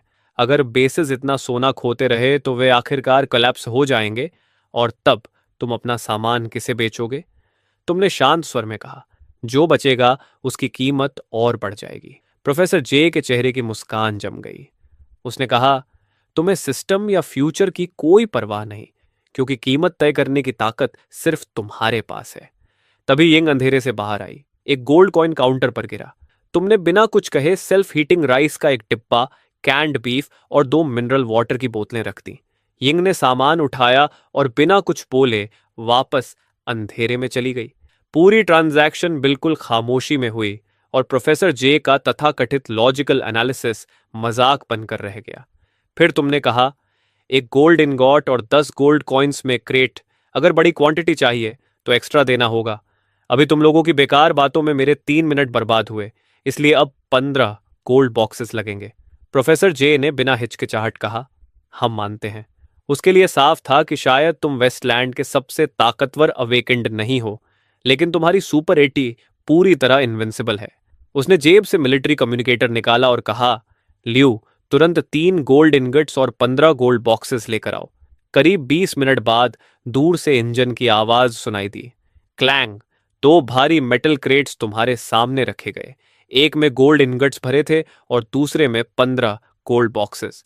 तुमने भी दूसरी तरफ पानी के क्रेट्स फेंक दिए। सौदा पूरा होते ही अंधेरे से एक और आकृति उभरी। स्कॉर्पियन वापस आ गया था। इस बार उसके साथ 20 लोगों की पूरी टीम थी। लगभग इंस्टिंक्टिवली दोनों ग्रुप्स ने एक दूसरे पर हथियार तान दिए। स्कॉर्पियन बोला, हम वह सब लाए हैं जो तुमने मांगा था। कई क्रेट्स खोले गए। उनमें सिर्फ गोल्ड इनगट्स ही नहीं बल्कि 20 गोल्ड बॉक्सेस भी थीं। ये तुम्हारे मांगे हुए से 10 ज्यादा हैं। इस सीधे जेस्चर से स्कॉर्पियन साफ साफ अपनी इंटेंशंस दिखा देता है। प्रोफेसर जे का चेहरा एकदम पीला पड़ जाता है, जैसे किसी लाश का हो। लगता है उसके लिए हालात ठीक नहीं है। वही पुराने अंदरूनी कॉन्फ्लिक्ट्स फिर से सामने आ गए हैं। तुम हाथ हिलाते हो और अपने डायमेंशनल वेयरहाउस से कंप्रेस्ड बिस्किट्स का एक ढेर और बीफ के कैंड बॉक्सेस की कुछ क्रेट्स बाहर निकालते हो। ये तुम्हारे लिए है। यह देखकर स्कॉर्पियन की सांस एक पल के लिए तेज हो जाती है। उसका दांव सच में काम कर गया। वह तुरंत गहराई से तुम्हारे सामने झुकता है, फिर मुड़कर प्रोफेसर जे की तरफ देखता है और कहता है, हम रॉक वाले यहां सिर्फ व्यापार करने आए हैं। हम झगड़ा नहीं चाहते, लेकिन अगर फेयर यहां लड़ना चाहता है तो हम चुनौती स्वीकार करने के लिए तैयार हैं। ये सुनते ही स्कॉर्पियन के आदमी एक साथ अपनी राइफल्स रेडी कर लेते हैं। फेयर का आदमी दांत भींचते हुए कुछ शब्द थूकता है। हम जा रहे हैं। तुम चुपचाप पूरा दृश्य देखते रहते हो। यह सब काफी इंटरेस्टिंग है। एक तरफ फेयर जो टेक्नोलॉजी और नॉलेज पर आधारित है, और दूसरी तरफ रॉक जो ताकत और डिसिप्लिन को मानता है। फेयर के जाने के बाद स्कॉर्पियन एक बार फिर तुम्हें झुककर सलाम करता है और जल्दी से वहां से चला जाता है। इन दो ट्रांजैक्शंस की वजह से तुम्हें फिर से 100 किलोग्राम सोना मिल चुका है। लेकिन यह सन्नाटा ज्यादा देर नहीं रहता। इस बार 3 अलग अलग दिशाओं से 3 कॉन्वॉय आ रहे हैं। हर तरफ से ज़ॉम्बीज की चीखें गूंजने लगती हैं और तीनों फैक्शंस लगभग एक ही समय पर आदेश देते हैं, लड़ाई के लिए तैयार हो जाओ। एक तरफ हैवी मशीन गन्स और असॉल्ट राइफल्स की गोलियों की बरसात शुरू हो जाती है। दूसरी तरफ अवेकेंड लोग आग के गोले और बर्फ के नुकीले स्पाइक्स फेंकते हैं। जब आखिरी ज़ॉम्बी को भी सिर में गोली मारकर गिरा दिया जाता है तो चौक पर थोड़ी देर के लिए फिर से शांति लौट आती है। तभी एक आदमी आगे बढ़कर कहता है, बॉस, हम टोमाहॉक वाले आपसे बात करना चाहते हैं। दूसरा आदमी कहता है, हम आर्क वाले भी पूरी सिंसियरिटी के साथ आए हैं। तुम शांत आवाज में कहते हो, लाइन में खड़े हो जाओ। टोमाहॉक इस डिस्ट्रिक्ट को असल में कंट्रोल करने वाले ग्रुप्स में से एक है, इसलिए उनका आदमी नाराज होकर कहता है, कब से हमें लाइन में खड़ा होना पड़ने लगा? बॉस, इसका क्या मतलब है? हम अच्छी नीयत से आए हैं। बाहर के जॉम्बीज भी हमने ही साफ किए हैं। तुम ठंडे स्वर में जवाब देते हो, मैंने कहा लाइन में लगो। अगर टोमाहॉक के लोग रूल्स नहीं मानेंगे तो मैं तुम्हें कुछ भी नहीं बेचूंगा। वह आदमी कहता है, इस डिस्ट्रिक्ट में टोमाहॉक की रेप्यूटेशन है। हमारा दोस्त बनना तुम्हारे लिए बुरा नहीं होगा। तुम बिना भाव के जवाब देते हो, मेरे लिए एक दोस्त ज्यादा या कम होने से फर्क नहीं पड़ता। या तो रूल्स मानो या फिर चले जाओ। यह सुनकर वे कहते हैं, इससे हमारी इज्जत चली जाएगी। तभी एक गंजा विशालकाय आदमी जोर से सांस छोड़ता है, जैसे उसने कोई फैसला कर लिया हो। वह हाथ घुमाकर अपने आदमियों को आदेश देता है, माल लेकर आओ, आज पहले खरीदारी मैं करूंगा। टोमाहॉक के 2 सदस्य एक भारी मेटालिक क्रेट उठाकर आगे आते हैं। तुम तुरंत कहते हो, किसी ने रूल्स तोड़े हैं, ट्रांजैक्शन खत्म। इतना कहकर तुम हाथ हिलाते हो और सारी गुड्स वापस डायमेंशनल वेयरहाउस में रख देते हो। एक ही पल में पूरी शॉप खाली हो जाती है। बाकी 2 फैक्शंस गुस्से से उस गंजे कोलोसस को घूरने लगते हैं। वह गरज कर कहता है, मैं सोना और गोल्ड बॉक्सेस लेकर आया हूं तुम्हारा सम्मान करने, और तुम उसे ठुकरा रहे हो। इस डिस्ट्रिक्ट में जब टोमाहॉक बोलता है तो कोई मना नहीं करता। तुम खुद को क्या समझते हो? तुम ठंडे स्वर में कहते हो, मुझे भौंकने वाले कुत्ते पसंद नहीं। वह चिल्लाता है, फायर खोल दो, इस दुकान को मलबे में बदल दो। तुरंत गोलियों की बारिश सुपरटे पर होने लगती है, लेकिन सारी गोलियां एक अदृश्य शील्ड से टकराकर रुक जाती हैं।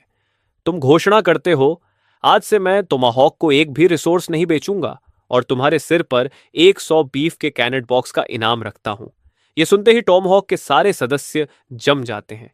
तुम बस हाथ हिलाते हो और जमीन पर 100 बीफ के कैंड बॉक्सेस का ढेर प्रकट हो जाता है। तुरंत सबकी नजरें उस गंजे कोलोसस की तरफ मुड़ जाती है। वह चिल्लाता है, तुम सब बगावत करना चाहते हो, मैं टोमाहॉक का नंबर 3 हूं। तभी आर्चे का आदमी बोलता है, इस फाइटर को हम ले लेंगे। रूचे का आदमी भी कहता है, हम भी। गंजा आदमी चिल्लाता है, तुम भी मुझे धोखा दोगे? उसके आदमी एक दूसरे को हिचकिचाहट भरी नजरों से देखने लगते हैं। कोई उसकी आंखों में देखने की हिम्मत नहीं करता। आखिर अपोकलिप्स की दुनिया में लॉयल्टी सबसे बेकार चीज होती है। अचानक एक तेज धार वाली ब्लेड उसके सीने में घुस जाती है और हमला करने वाला कोई और नहीं बल्कि उसका अपना सेकंड होता है। वह हक्का बक्का होकर पूछता है, ये क्यों? उसका सेकंड बिना भाव के जवाब देता है, नंबर 3, भाइयों को भी खाना चाहिए। फिर वे सुपरेटे की तरफ मुड़ते हैं और कहते हैं, हमने उसे खत्म कर दिया, अब यह डील हमारी है। तुम शांत स्वर में कहते हो, मैंने कहा था कि मैं टोमाहॉक को कोई रिसोर्स नहीं बेचूंगा। तुम लोगों ने अपने ही नंबर 3 को मार दिया और आखिर में कुछ भी हासिल नहीं किया।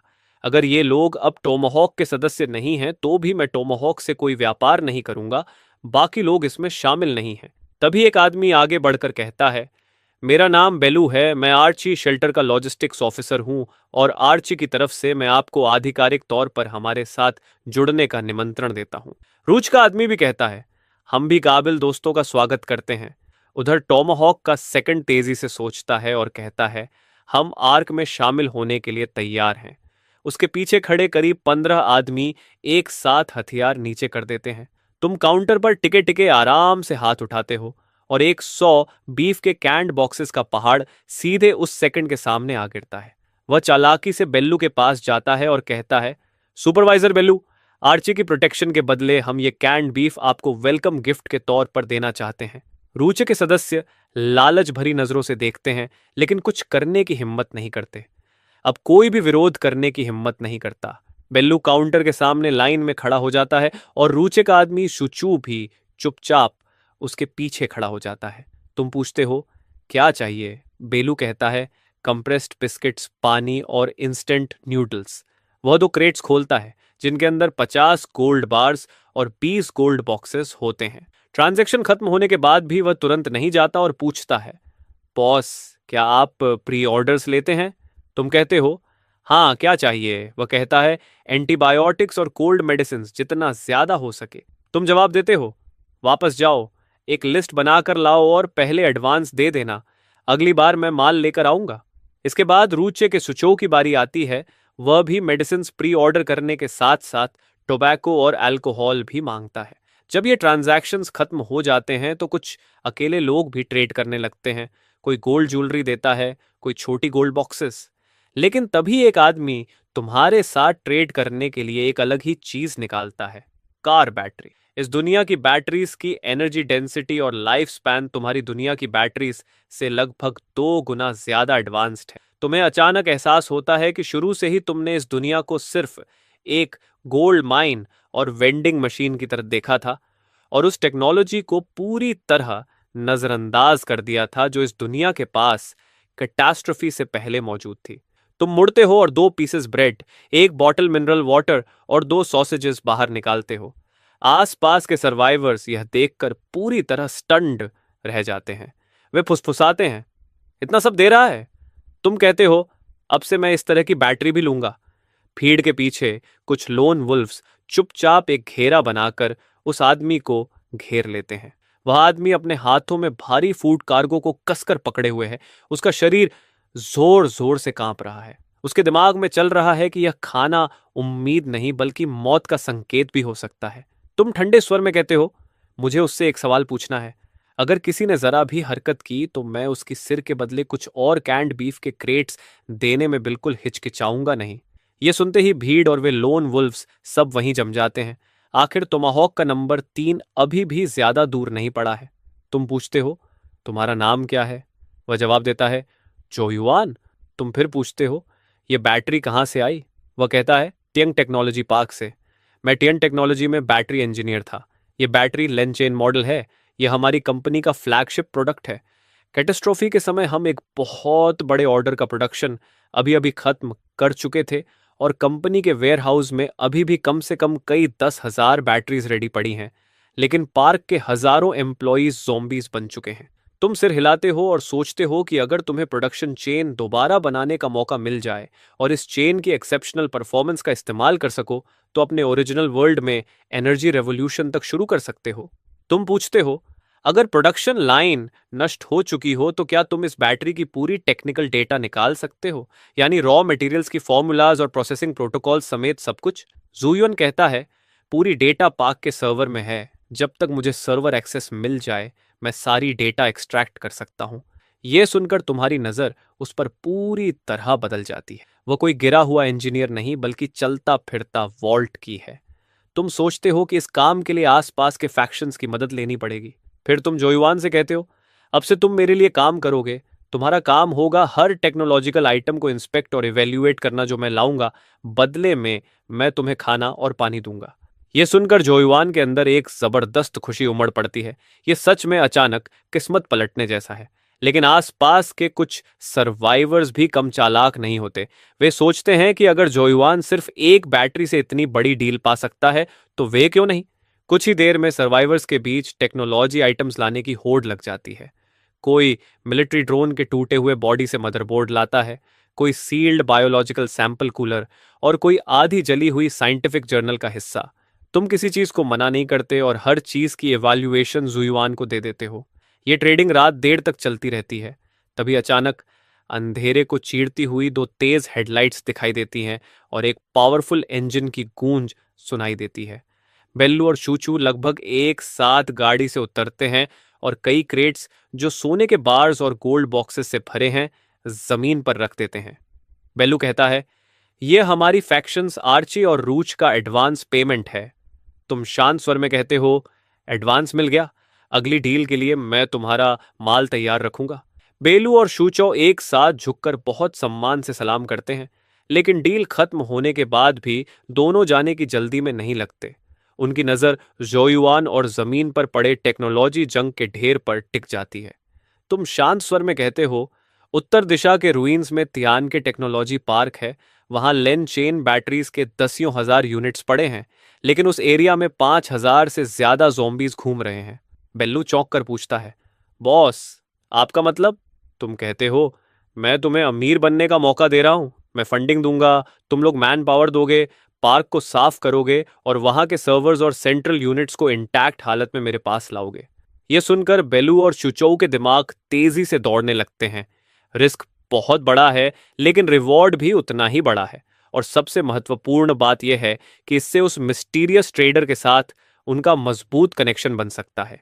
रूचे का आदमी तुरंत कहता है, रूचे यह मिशन लेती है, यह हमारे रीपर स्क्वाड के लिए काम है। रूइंस में हमारी इंडिविजुअल कॉम्बैट स्ट्रेंथ सबसे मजबूत है, मिशन सफल होगा। तभी आर्चे का आदमी वंगफेंग कहता है, इतनी जल्दी निष्कर्ष मत निकालो, आर्क के पास रूइंस की सबसे एडवांस टेक्नोलॉजी है, हैकिंग टीम, डिसमेंटलिंग और ट्रांसपोर्ट सब हम कर सकते हैं। फ्लॉलेस मिशन की गारंटी सिर्फ हम दे सकते हैं। तभी रॉक फैक्शन का आदमी जेसी आगे बढ़कर कहता है, टियंग टेक्नोलॉजी पार्क का मिशन हम रॉक लेते हैं। हमारे पास सबसे ज्यादा अवेकेंड फाइटर्स हैं और हम सर्वर को इंटैक्ट वापस लाने की गारंटी देते हैं। वंगफेंग हंसकर कहता है, 5,000 ज़ोंबीज के बीच? जब रॉक के अवेकेंड की स्टेमिना खत्म हो जाएगी तो कितने ज़ोंबीज मार पाओगे? ये तो सुइसाइड है। जैसी जवाब देता है, ये सिर्फ ब्रूट फोर्स से हल होने वाली समस्या नहीं है। तुम्हारे टेक्नीशियंस के बिना तुम पार्क के गेट तक भी नहीं पहुंच पाओगे। तभी फारे का आदमी बोलता है, टीएन टेक्नोलॉजी का चीफ इलेक्ट्रिकल इंजीनियर वांग चोंगकिंग हमारे साथ है। उस जगह को उससे बेहतर कोई नहीं जानता। यह सुनते ही बेलू, वांगफेंग और शेसी के चेहरे उतर जाते हैं, क्योंकि फारे के पास इतना बड़ा एडवांटेज है। तुम शांत स्वर में कहते हो, चाहे आर्क, रॉक, रूचे या कोई भी हो, मुझे फर्क नहीं पड़ता, मुझे सिर्फ रिजल्ट चाहिए। अगर सर्वर के साथ जरा भी समस्या हुई और मुझे वो डेटा नहीं मिला जो मैं चाहता हूं, तो भविष्य में तुम में से कोई भी मुझसे कुछ भी पाने की उम्मीद मत करना, 1 सेंटीमीटर भी नहीं। यह सुनकर चारों प्रतिनिधियों के चेहरे राख जैसे पड़ जाते हैं। तुम्हारे शब्द बेहद सीधे और निर्दयी हैं। अंत में रॉक कोऑपरेशन के लिए मान जाता है और उसके बाद बाकी 3 फैक्शंस भी जल्दी ही सहमत हो जाते हैं। इस तरह रूइंस की 4 सबसे शक्तिशाली फैक्शंस के बीच एक अभूतपूर्व अलायंस बन जाता है। करीब 100 अवेकेंड फाइटर्स और सैकड़ों एलीट सोल्जर्स से बनी एक खतरनाक फोर्स। तुम जुयोन की तरफ इशारा करते हुए कहते हो, यह भी तुम्हारे साथ जाएगा, इसे सुरक्षित वापस लाना, इसके एक बाल को भी नुकसान नहीं होना चाहिए। बेलू तुरंत जवाब देता है, चिंता मत कीजिए बॉस, हम मिस्टर जोयुआन की सुरक्षा की पूरी गारंटी देते हैं। इस ऑपरेशन में एक और संभावित खतरा है, टोमाहॉक। उनका नंबर 3 यहीं मारा गया है और उनका बड़ा बॉस पाओ बहुत ही ज्यादा बदला लेने वाला आदमी है। वह इसे कभी यूं ही जाने नहीं देगा। टोमाहॉक की ताकत शायद यहां मौजूद फैक्शंस जितनी नहीं है, लेकिन अगर उन्होंने तय कर लिया कि जब हम हजारों ज़ॉम्बीज से लड़ रहे होंगे तब वे सैबोटाज करेंगे, तो उनका थोड़ा सा हरासमेंट भी बहुत भयानक नतीजे ला सकता है। ये बात सुनते ही सबकी नजर फिर से तुम्हारी तरफ मुड़ जाती है। तुम शांत स्वर में कहते हो, टोमाहॉक का एक ordinary member, 10 crates canned beef, एक सब लीडर, 100 क्रेट्स और उनका बॉस बाओ, उसकी हेड के बदले 1,000 क्रेट्स कैंड बीफ। चाहे तुम हो या रूइंस का कोई भी नोमैड जो मुझे उसका सिर लाकर देगा, उसे यह रिवॉर्ड मिलेगा। यह सुनकर चारों फैक्शंस की सांस जैसे रुक जाती है। बेलू जिस रिस्क की बात कर रहा था वह इस आदमी के लिए बिल्कुल भी रिस्क नहीं था। पूरा स्क्वायर मौत जैसे सन्नाटे में डूब जाता है। चारों फैक्शंस के प्रतिनिधि अब कोई भी गलत सोच रखने की हिम्मत नहीं करते। आज टोमाहॉक, कल शायद उनमें से कोई भी हो सकता है। बाउंटी घोषित होते ही अब किसी बहस की जगह नहीं बचती। बेलू, वांग फेंग, एक्सीसी और प्रोफेसर जे, ये चार लोग जिनके सिर्फ कदम पटकने से रूइंस का एक बड़ा हिस्सा हिल सकता था, अब एक भी बेकार शब्द नहीं बोलते। वे तुरंत काम बांटते हैं और फिर अपने अपने लोगों के साथ गाड़ियों में बैठकर तेजी से निकल जाते हैं। जाने से पहले बेलू जोयुआन के पास आता है और कहता है, मिस्टर जोयुआन, कृपया हमारे साथ चलिए। रास्ते में हमें टेक्नोलॉजी पार्क के बारे में आपकी जानकारी चाहिए होगी। जोयुआन अनजाने में सुपरटे की तरफ देखता है और तुम्हारे हल्के से सिर हिलाने के बाद ही वह आर्क के लोगों के साथ गाड़ी में बैठता है। दरवाजा बंद होने के बाद तुम तुरंत दूसरे वर्ल्ड में वापस जाने की जल्दी नहीं करते। बस एक सोच के साथ तुम आज की ट्रेडिंग में मिले सारे पैसे बाहर निकाल लेते हो। बिना झिझक तुम उनमें से एक मुट्ठी उठाकर सीधे अपने मुंह में डाल लेते हो। वही जानी पहचानी तेज दर्द फिर से लौट आती है। जब आखिरी एनर्जी भी पूरी तरह अब्जॉर्ब हो जाती है, तुम अचानक अपनी आंखें खोलते हो। अवेकनर, पहली awakened ability, sub dimensional warehouse, current capacity 3000 cubic metre. दूसरी अवेकन्ड एबिलिटी, टेलीकिनेटिक कंट्रोल, जिससे 200 किलोग्राम से कम वजन की चीजों को दूर से मैनिपुलेट, रीशेप या एक्सेलरेट किया जा सकता है। अब यह सिर्फ सिंपल टेलीपोर्टेशन नहीं रहा। तुम्हारी नजर कोने में रखी मेटल शेल्फ पर जाती है। इस बार तुमने हाथ तक नहीं उठाया, बस एक नजर डाली और एक पल में वह कंप्रेस होकर बेहद घना मेटल बन जाती है। डिमेंशनल ट्रांसफर में अब 12 मिनट्स बचे हैं, अब लौटने का समय है। टॉर बैटरी नंबर 7 की डिस्कवरी तुम्हारे दिल में एम्बिशन का बीज बो चुकी है। अब तुम सिर्फ इंटर डिमेंशनल ट्रेडर बनकर नहीं रहना चाहते, तुम इस मॉडर्न और सुरक्षित दुनिया में अपना खुद का बिजनेस एम्पायर बनाना चाहते हो। ये सैकड़ों टन गोल्ड जल्द से जल्द लिक्विडिटी में बदलना होगा, लेकिन इतनी बड़ी क्वांटिटी को नॉर्मल चैनल से बेचना बिल्कुल असंभव है। तभी तुम्हें एक नाम याद आता है, तुम्हारा कजन भी आगे। वह थोड़ा शेडी आदमी है और शहर के ग्रे मार्केट में उसके जरूर कॉन्टैक्ट्स होंगे। अगर वह मिडलमैन बने तो अभी के लिए यही सबसे सुरक्षित और असरदार तरीका है। फंड्स मिलते ही तुम्हें पागलों की तरह सप्लाईज जमा करनी होंगी।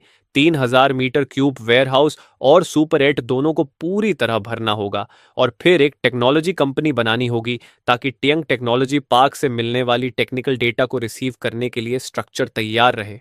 तुम्हारी प्लान पूरी तरह साफ है। हर कदम तुम्हें उस विशाल लक्ष्य के करीब ले जा रहा है। डायमेंशनल ट्रांसफर अब तैयार है। एक सिंपल थॉट और फिर वही जानी पहचानी वेटलेस फीलिंग तुम्हारे पूरे शरीर को घेर लेती है। Transfer complete. Current world, earth. Next transfer recharge time 11 hours. बाहर शहर की नियॉन लाइट्स और लगातार दौड़ती गाड़ियों की आवाजें हैं। कुछ सेकंड पहले के शांत रूइन से तुलना करो तो ये जैसे कोई दूसरी ही दुनिया लगती है। यही कॉन्ट्रास्ट तुम्हें और भी यकीन दिलाता है कि इस पावर को तुम्हें कसकर पकड़कर रखना होगा। हैंगसिन लौटने के बाद तुम तुरंत सुपर 8 से बाहर नहीं निकलते, बल्कि बिस्तर पर लेट जाते हो। तुम्हारी मेंटल स्ट्रेंथ बहुत बढ़ चुकी है, इसलिए नींद की जरूरत कम हो गई है, लेकिन कुछ घंटे आराम करने से शरीर फिर से पूरी तरह ठीक हो जाएगा। जब तुम आंखें खोलते हो तो सुबह के 11 बज चुके होते हैं। जल्दी से कुछ खाकर तुम बियाज का नंबर मिलाते हो। फोन उठता है। हेलो, कौन? तुम कहते हो, मैं गोजी। वह चिढ़कर बोलता है, क्या चाहिए? तुम कहते हो, मेरे पास एक बैच गुड्स है जिसे बेचना है। वह हिचकते हुए पूछता है, माफ करना पूछ रहा हूं, ये लीगल है ना? तुम शांत स्वर में कहते हो, थोड़ा रिस्क है पर ज्यादा नहीं। उसी सीमेंट फैक्ट्री में मिलो जहां पिछली बार मिले थे, अकेले आना। वह तुरंत कहता है, ठीक है, समय पर पहुंचूंगा। समय जल्दी गुजर जाता है और अब 3 बजे हैं। वही सीमेंट फैक्ट्री, लेकिन इस बार सोफे पर तुम बैठे हो। बीएच तय समय पर पहुंचता है और तुम्हारे सामने खड़ा हो जाता है। वह डर के मारे ठीक से सांस भी नहीं ले पा रहा। वह पूछता है, जी जी, माल कहाँ है? तुम आराम से एक कैनवस बैग से 500 ग्राम का एक गोल्ड बार निकालते हो। बियाज की आंखें सिकुड़ जाती हैं। 500 ग्राम का गोल्ड बार कीमती जरूर है, लेकिन कोई भी बड़ी ज्वेलरी शॉप इसे हैंडल कर सकती है। मगर तभी तुम बैग को थोड़ा खोलते हो और अंदर गोल्ड बार्स का ढेर दिखता है। बियाज वहीं जम जाता है। ये एक नहीं बल्कि पूरे 20 गोल्ड बार्स हैं, हर एक 500 ग्राम का, कुल 10 किलोग्राम गोल्ड। उसका पूरा शरीर कांपने लगता है। वह बुदबुदाता है, ये तो जैसे बैंक रॉबरी या आर्मर्ड ट्रक लूट जैसा है।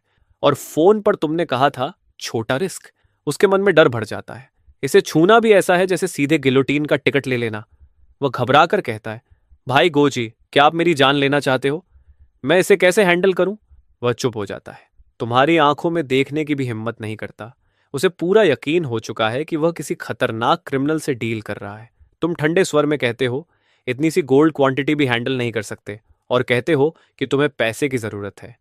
इतनी सिंपल डील भी नहीं कर सकते?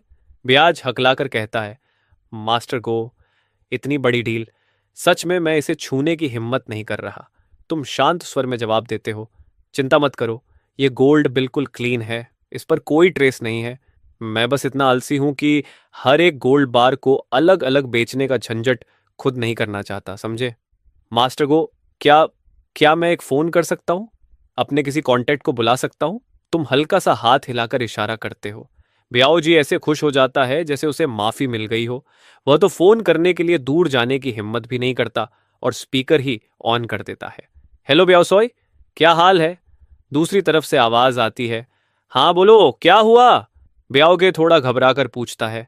सुनो, हाल ही में यहां आसपास गोल्ड से जुड़ा कोई मामला हुआ है क्या? कोई बड़ी डील? फोन के उस पार वाला थोड़ा हैरान हो जाता है, लेकिन सीधा जवाब देता है, किस तरह की डील? अब तो हर सड़क पर कैमरास लगे हैं, कौन ऐसी रिस्क लेगा? क्या तुम्हें जैकपॉट लग गया है और तुम गोल्ड खरीदना चाहते हो? यह सुनकर ब्याओजे जैसे कुछ निगल जाता है।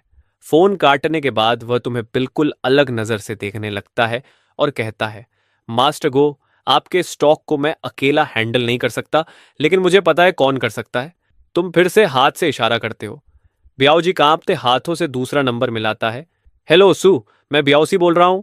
मैं एक बहुत इंपॉर्टेंट क्लाइंट के साथ हूं। उसके पास गोल्ड का बड़ा लॉट है बेचने के लिए। उधर से सवाल आता है, कितनी क्वांटिटी? ब्याओगे हकलाते हुए कहता है, 10 किलोग्राम, और आगे और भी होगा। इस बार फोन के दूसरी तरफ काफी देर तक खामोशी रहती है। फिर आवाज आती है, आधे घंटे में यूजुअल प्लेस पर आओ, मैं खुद माल इंस्पेक्ट करूंगी। आधे घंटे बाद तुम एक प्राइवेट क्लब में पहुंचते हो। वहां एक औरत चिपाव पहने बैठी है। वह हल्का सा इशारा करके तुम्हें बैठने के लिए बुलाती है और तुम बिना झिझक आगे बढ़कर कुर्सी पर बैठ जाते हो और बैग मेज पर रख देते हो। उस औरत को सब सिस्टर सू कहते हैं। वह चाय डालती रहती है और चाय तुम्हारे सामने सरकाने के बाद शांत आवाज में पूछती है, मैं आपको किस नाम से बुलाऊं मेरे दोस्त? तुम कहते हो, मुझे गो कह सकते हैं। वह मुस्कुराकर कहती है, मिस्टर गो, क्या मैं माल देख सकती हूं? तुम सिर हिलाते हो और बैग खोलते हो। अंदर गोल्ड बार्स आराम से रखे हुए हैं। सिस्टर सू बड़े प्रोफेशनल तरीके से एक एक बार चेक करती है। काफी देर तक देखने के बाद वह धीरे से बुदबुदाती है, 999 प्योरिटी गोल्ड, वेट भी सही, स्टैंडर्ड साइज बार्स। फिर वह सिर उठाकर पूछती है, मिस्टर गो, इतनी बड़ी क्वांटिटी, इसका सोर्स? तुम चाय का घूंट लेते हो और शांत रहते हो। वह कहती है, यंग मैन, मैं आप पर शक नहीं कर रही, लेकिन इस बिजनेस में रूल्स होते हैं। 10 किलोग्राम छोटी क्वांटिटी नहीं है, मुझे सब वेरीफाई करना होगा। वह तुम्हारे चेहरे को गौर से देखती रहती है, लेकिन तुम कुछ नहीं कहते, बस ब्याज की तरफ देखते हो। ब्याज तुरंत समझ जाता है और जल्दी से कमरे से निकल जाता है। तब तुम बैग से एक गोल्ड बार निकालते हो और सिस्टर सू के सामने उसे हल्के से दबाते हो, और वह बार तुम्हारे हाथ में ऐसे मुड़ जाता है जैसे मिट्टी हो। इतनी ताकत वाला आदमी ब्लैक मार्केट के गोल्ड के लिए परेशान होने की जरूरत ही नहीं रखता। सिस्टर सू गहरी सांस लेती है और कहती है, 7 युआन पर ग्राम, 10 किलोग्राम के लिए 7 मिलियन। तुम ना हाँ कहते हो ना बस पूछते हो। तुम मैक्सिमम कितनी क्वांटिटी हैंडल कर सकती हो? इस सवाल से सिस्टर सू का कॉन्फिडेंस थोड़ा हिल जाता है। वह सोचकर कहती है, मिस्टर गो, अगर गोल्ड इतना प्योर है तो मैं महीने में 50 किलोग्राम बेच सकती हूं, यानी लगभग 35 मिलियन प्रति महीना। तुम सिर हिलाकर कहते हो, बहुत कम। फिर धीरे से एक उंगली उठाते हो। सिस्टर सू पूछती है, 100 किलोग्राम? तुम कहते हो, नहीं, 1 टन। यह सुनते ही सिस्टर सू पूरी तरह चौंक जाती है। मिस्टर गो, आप मजाक कर रहे हैं? 1 टन गोल्ड आज की कीमत में लगभग 1 बिलियन के बराबर है। मेरा नेटवर्क इतना बड़ा वॉल्यूम हैंडल नहीं कर सकता। कोई प्राइवेट चैनल एक महीने में 1 टन गोल्ड नहीं बेच सकता। यह सिर्फ पैसे का मामला नहीं है, ये तो पूरे फाइनेंशियल सिस्टम को चैलेंज करने जैसा है। और इतनी बड़ी मनी फ्लो ऊपर तक लोगों का ध्यान खींच लेगी। तुम शांत रहते हो और कहते हो, अगर मुझे सब कैश में कन्वर्ट ही नहीं करना हो तो? वह समझते हुए पूछती है, मतलब एसेट एक्सचेंज? तुम कहते हो, मुझे एक इंडस्ट्रियल जोन या बैटरी मैन्युफैक्चरर चाहिए। यह सुनकर सिस्टर सू बिल्कुल स्टन्ड रह जाती है। उसने सोचा भी नहीं था कि कोई आदमी इतना गोल्ड लग्जरी के लिए नहीं, बल्कि इंडस्ट्री में इन्वेस्ट करने के लिए बेच रहा होगा। एक ऐसा आदमी जो नंगे हाथों से गोल्ड बार मोड़ सकता है और हर महीने 1 टन गोल्ड दे सकता है, अब एंटरप्रेन्योर बनना चाहता है। वह धीरे से कहती है, मिस्टर गो, ये डील मेरी कैपेसिटी से बाहर है, मुझे अपने बॉस से बात करनी होगी। तुम आराम से हाथ हिलाते हो। वो फोन मिलाकर कहती है, बॉस, ये स्वान बोल रही हूं, मेरे पास बहुत बड़ी डील है, गोल्ड बहुत प्योर है और क्वांटिटी। वह तुम्हारी तरफ देखती है और कहती है, फिलहाल 300 किलोग्राम अवेलेबल है और दूसरी पार्टी हर महीने 1 टन दे सकती है। कॉल खत्म होने के बाद स्वान अब डील की मालिक नहीं, बल्कि सिर्फ मैसेंजर रह जाती है। वह कहती है, मिस्टर गो, मेरे बॉस आपसे पर्सनली मिलना चाहते हैं, कल शाम 7 बजे यहीं। तुम सिर हिलाते हो और गोल्ड की तरफ इशारा करके कहते हो, पहले इसे हैंडल करो। वह कहती है, गुड फेथ दिखाने के लिए हम यह लॉट 800 पर ग्राम पर ले सकते हैं। 5 मिनट के अंदर ही तुम्हारे अकाउंट में 8 मिलियन ट्रांसफर हो जाते हैं। डील खत्म होने के बाद सुआन खुद तुम्हें बाहर तक छोड़ने आती है और तुम अपनी वैन लेकर निकल जाते हो। तुम्हारे जाते ही ब्योग मुस्कुराते हुए उसके पास आता है, लेकिन सिस्टर सू ठंडे स्वर में कहती है, अब से मिस्टर गो के बारे में एक भी सवाल मत पूछना, बस वही करो जो वह कहे। अगर कोई प्रॉब्लम हुई तो कोई भी तुम्हें बचा नहीं पाएगा। यह सुनकर ब्याओ कांप उठता है और मुर्गे की तरह जल्दी जल्दी सिर हिलाता है। वहां से निकलने के बाद तुम सुपरेटे वापस नहीं जाते, बल्कि मॉडल होलसेल सेंटर पहुंचते हो। पिछली बार वाला सेल्समैन तुम्हें देखते ही दौड़कर आता है, बॉस लून, आप फिर आ गए, इस बार क्या चाहिए? तुम उसे एक लिस्ट देते हो और कहते हो, हर आइटम की क्वांटिटी को 10 से मल्टीप्लाई कर दो। मैनेजर लिस्ट देखकर थोड़ा घबरा जाता है, लेकिन कहता है, मैं खुद हैंडल करता हूं। 2 मिलियन का पेमेंट करने के बाद तुम इंडस्ट्रियल जोन में कई बार आना जाना करते हो और धीरे धीरे अपना सब डायमेंशनल वेयरहाउस आधे से ज्यादा भर देते हो। लेकिन तुम्हारे लिए सबसे इंपॉर्टेंट चीज कुछ और थी, सिर्फ एक छोटा सा एंटीबायोटिक बॉक्स। उस रूइंड वर्ल्ड में उसकी कीमत गोल्ड से भी कई गुना ज्यादा थी। आप गाड़ी चलाकर शहर की फार्मेसी होलसेल स्ट्रीट में पहुंचे। आपने चमकदार बड़ी दुकानों को नहीं चुना, बल्कि एक गली के आखिर में बनी एक छोटी दुकान में घुस गए। अंदर एक मध्यम उम्र का आदमी आपको घूर कर देखने लगा। उसने पूछा, क्या आपके पास प्रिस्क्रिप्शन या हॉस्पिटल परचेस लाइसेंस है? आपने कहा, नहीं। वह बोला, तो मैं आपको कुछ भी नहीं बेच सकता। लेकिन आपने बस अपना फोन निकाल कर उसे अपने अकाउंट बैलेंस दिखा दिया। लंबी लंबी जीरोज की लाइन उस आदमी की आंखों में साफ दिखाई देने लगी। आपने कहा, एमॉक्सिसिलाइन, बैंडेज, गॉज, बेटाडीन, सेलीन, जो भी तुम्हारे पास है सब ले लूंगा। ये सुनते ही उस आदमी की सांस जैसे एक पल को रुक गई। उसने हैरानी से पूछा, तुम इतना सब क्यों खरीद रहे हो? आपने शांत होकर कहा, बस ये बताओ, बेचोगे या नहीं? आखिरकार उसने धीरे से आवाज नीचे की और गहरी सांस लेते हुए कहा, पीछे से मेरे साथ आओ। आधे घंटे बाद आपकी गाड़ी दवाइयों के कार्टन से पूरी तरह भर चुकी थी। 1 मिलियन ट्रांसफर कर दिए गए। अगला पड़ाव था हार्डवेयर स्टोर। आपने कहा, डीजल जनरेटर, इस मॉडल के 20 चाहिए, सोलर पैनल्स और उनके साथ आने वाली बैटरीज सब ले लूंगा। रेंच, प्लायर्स, वेल्डिंग मशीन, हाँ कुछ भी खोलना मत, पूरे के पूरे कार्टन्स लोड करो। आखिरी जगह थी फ्यूल स्टेशन, लेकिन आधिकारिक तरीके से इतना फ्यूल मिलना नामुमकिन था। किस्मत से ब्याओ ने आपको एक एड्रेस दिया था, शहर के बाहर छिपा हुआ एक प्राइवेट फ्यूल डिपो। जब मालिक को पता चला कि आप सैकड़ों बैरल्स पेट्रोल और डीजल खरीदना चाहते हैं, तो वह तो लगभग तुरंत पुलिस को बुलाने ही वाला था। लेकिन आपने कुछ ही मिनटों में कई मिलियन खर्च कर दिए। दूसरे दुनिया में यह पैसा 100 गुना, 1000 गुना बनकर वापस आने वाला था। अब डायमेंशनल ट्रैवल के रिचार्ज टाइम के खत्म होने में सिर्फ आधा घंटा बचा था। लेकिन आपने थोड़ा इंतजार करने का फैसला किया, क्योंकि अगर अभी जाते तो वहां रात होती। इसलिए आपने डिपार्चर टाइम थोड़ा एडजस्ट कर लिया। दिन में पहुंचना ज्यादा सही था। समय धीरे धीरे बीतता गया और सुबह हो गई। आपने आंखें खोली, ठीक सुबह 6 बजे थे। अचानक वही जानी पहचानी हल्केपन की फीलिंग पूरे शरीर में फैल गई। डायमेंशनल ट्रैवल समाप्त। Current world apocalypse. अगला रिचार्ज टाइम 10 घंटे। आपने जैसे ही दरवाजा खोला, सर्वाइवर्स का एक ग्रुप तुरंत आपकी तरफ दौड़ पड़ा। एक आदमी बोला, बॉस, मेरे पास बैटरी है, देखिए। उसके हाथ में टोर मॉडल 7 बैटरी थी। अगले ही सेकंड बैटरी गायब हो गई और उसकी जगह ब्रेड और मिनरल वाटर आ गए। अगले कुछ पलों में और भी सर्वाइवर्स भागते हुए आने लगे और यह सिलसिला तब तक चलता रहा जब तक सुबह 7 बजे नहीं हो गए। तभी खंडहरों में हल्का कंपन हुआ और चारों बड़ी फैक्शंस के 4 प्रतिनिधि एक साथ अपनी गाड़ियों से उतर गए। उन्होंने कहा, बॉस, हम तैयार हैं। सारे टेक्नीशियंस और इक्विपमेंट अपनी जगह पर हैं। हाइव स्क्वाड आगे निकल चुका है रास्ते के ऑब्स्टेकल्स साफ करने के लिए। इंजीनियर वंग चोंगिंग ने सर्वर की एग्जैक्ट लोकेशन कंफर्म कर दी है। हम कभी भी निकल सकते हैं। आपने अचानक पूछा, क्या तुम सब ने ब्रेकफास्ट कर लिया? यह अजीब सवाल सुनकर स्कॉर्पियन और बाकी लोग एक पल के लिए हैरान रह गए। उनके जवाब देने से पहले ही आपने हाथ हिलाया और अचानक instant noodles, self heating rice meals और कैंड फूड का एक पहाड़ उनके सामने जमा हो गया। चारों रिप्रेजेंटेटिव्स की एडम्स एप्पल लगातार हिलने लगी, क्योंकि इस अपोक्लिप्स में पेट भरकर खाना भी आसान नहीं था। अच्छा खाना तो दूर की बात थी। आपने कहा, क्या इंतजार कर रहे हो? शुरू करो, आज बॉस की तरफ से ट्रीट है। यह सुनते ही जैसे सब्र का बांध टूट गया और अगले ही पल सब लोग लाइन लगाकर खाना लेने लगे। सैनिकों की आंखें चमक उठीं और वे बड़े बड़े कौर भरने लगे। सिर्फ रवाना होने से पहले का ब्रेकफास्ट ही इतना शानदार था, तो अगर मिशन सच में सफल हो गया तो उन्हें क्या इनाम मिलेगा? क्या वे हर मील में मीट खा पाएंगे? जब सब लोग अपोकैलिप्स की इस दुनिया का सबसे शानदार खाना खा रहे थे, तभी फिर से हलचल हुई।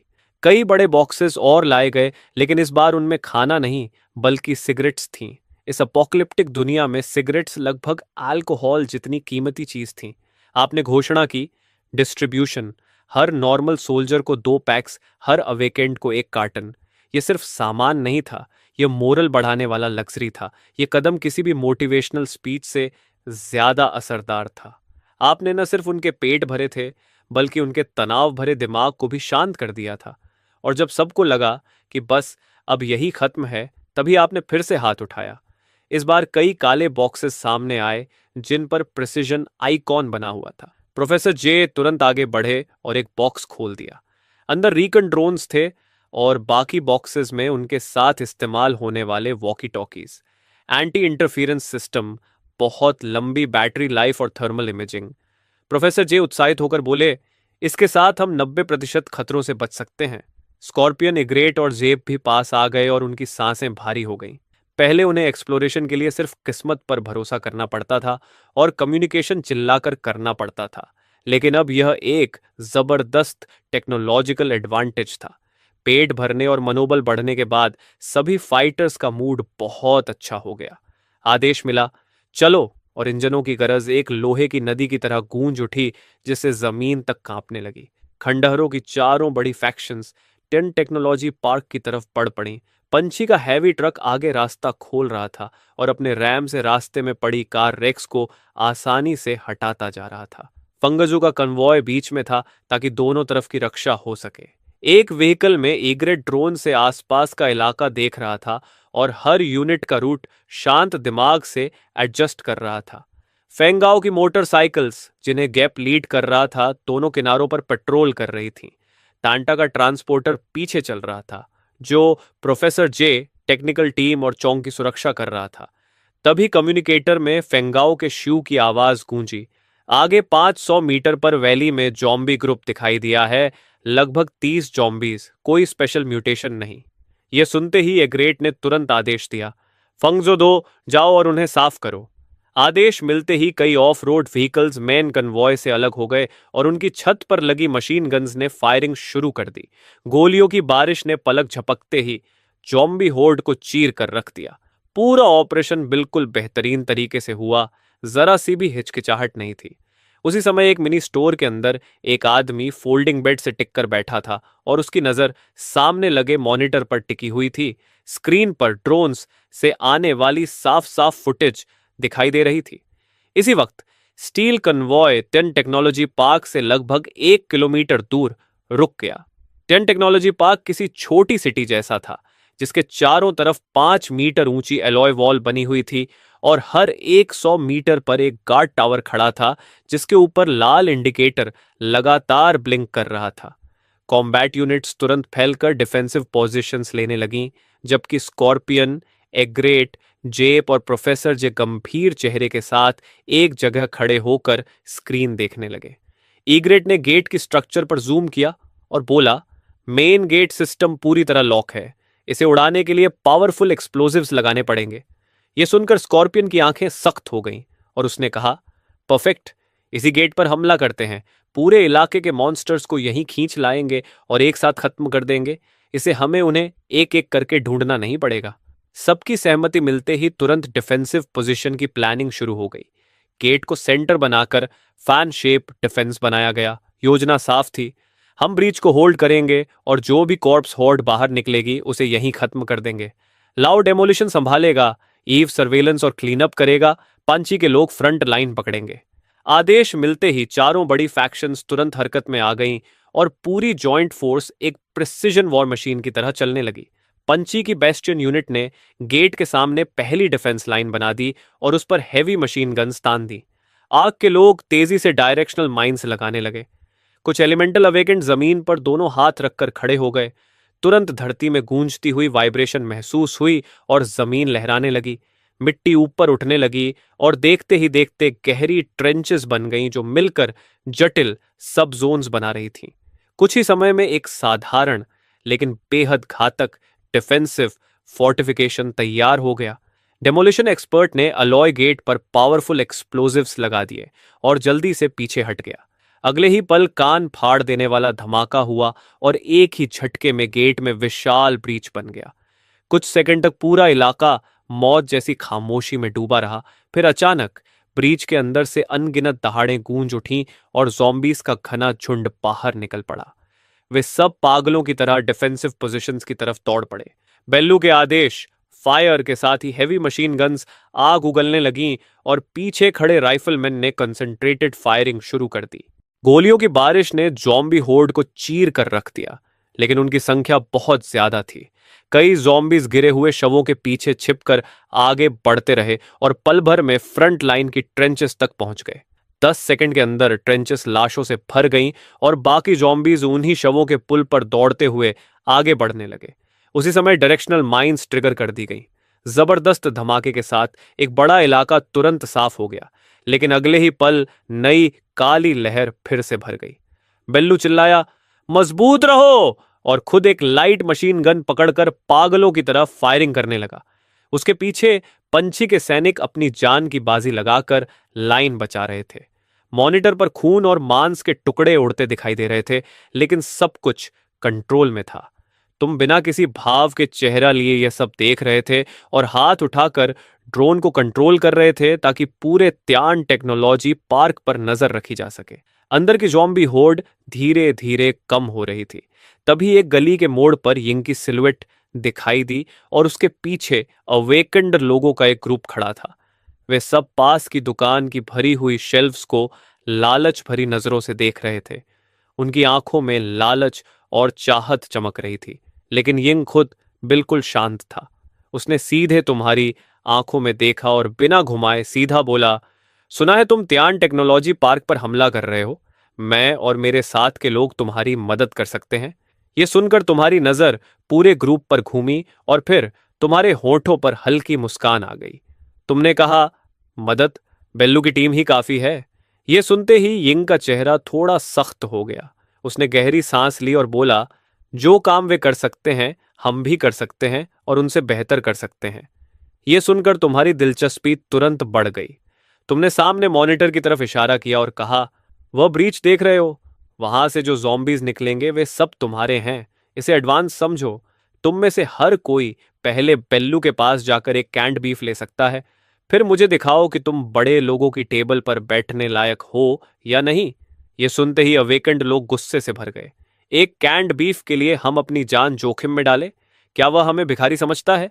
हर तरफ से विरोध की आवाजें आने लगीं, लेकिन यिंग ने उनकी बातों को अनसुना कर दिया और तुम्हें घूरते हुए बोला, चुप। जिसे जाना है अभी चला जाए। जो रहना चाहता है वह मेरे साथ आए। पहले कैंड बीफ लो, फिर काम पर लगते हैं। इतना कहकर वह सीधे टियन टेक्नोलॉजी पार्क की तरफ चल पड़ा और अवेकेंड लोग एक दूसरे को असमंजस में देखते रह गए। कुछ पल बाद चेहरे पर बड़ा सा निशान लिए एक विशालकाय आदमी दांत भींचकर उसके पीछे चल पड़ा। ये देखकर बाकी लोग भी एक एक करके उसके पीछे हो लिए। मिनी स्टोर के अंदर से तुम ये पूरा दृश्य देख रहे थे और तुम्हारे होंठों पर ठंडी मुस्कान फैल गई। तुम्हें पैसों के पीछे भागने वाले मर्सिनरीज नहीं चाहिए थे, बल्कि ऐसी ताकत चाहिए थी जो हमेशा तुम्हारे प्रति वफादार रहे। थोड़ी देर बाद यिंग लगभग 10 अवेकंड लोगों के साथ सामने आ गया। उन्हें देखकर बेलू ने हल्का सा भौहें सिकोड़ ली। यिंग ने सीधे कहा, बॉस का आदेश है, अब से यह ब्रीच हमारा है। यह सुनते ही बेलू ने कोई सवाल नहीं किया और बस उन्हें कैंड बीफ का एक पूरा बॉक्स दे दिया। यिंग और उसके लोगों ने बिना भाव बदले कैंस उठा लिए और बिना झिझक ज़ॉम्बी हॉर्ड की तरफ पड़ गए। बेलू यह दृश्य जटिल नजरों से देख रहा था।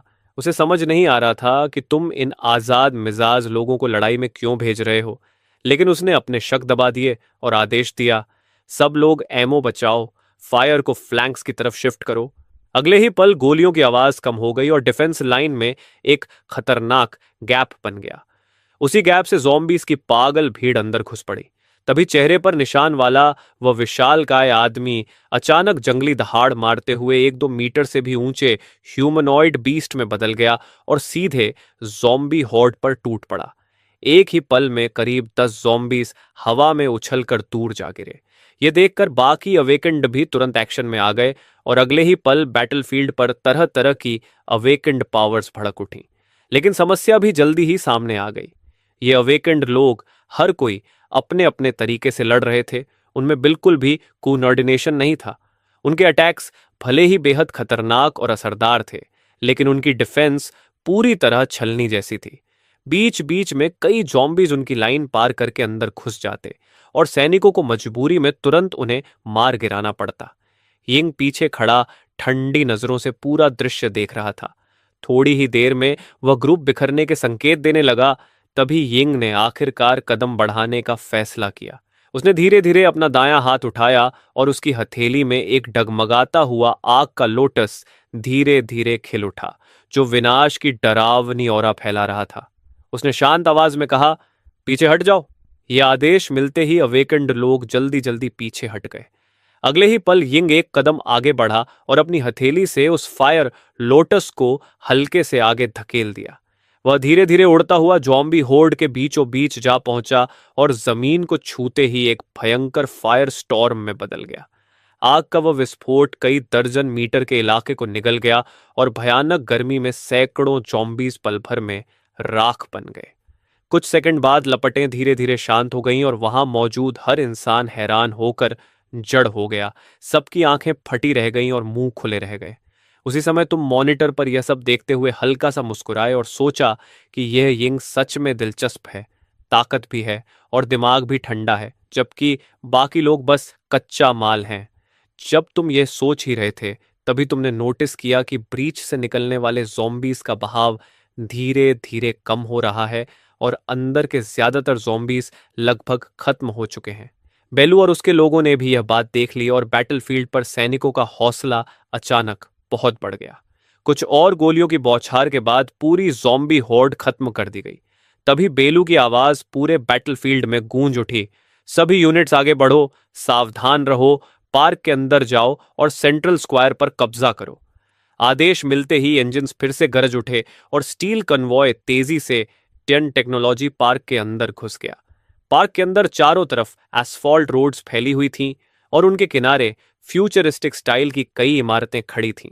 प्रोफेसर जे ने जल्दी ही पार्क के लोकल नेटवर्क से कनेक्शन बना लिया और हवा में एक 3D मैप प्रोजेक्ट कर दिया। बेलू ने तुरंत उस मैप को 4 हिस्सों में बांट दिया और बोला, एफिशिएंसी बढ़ाने के लिए हम अलग अलग होंगे।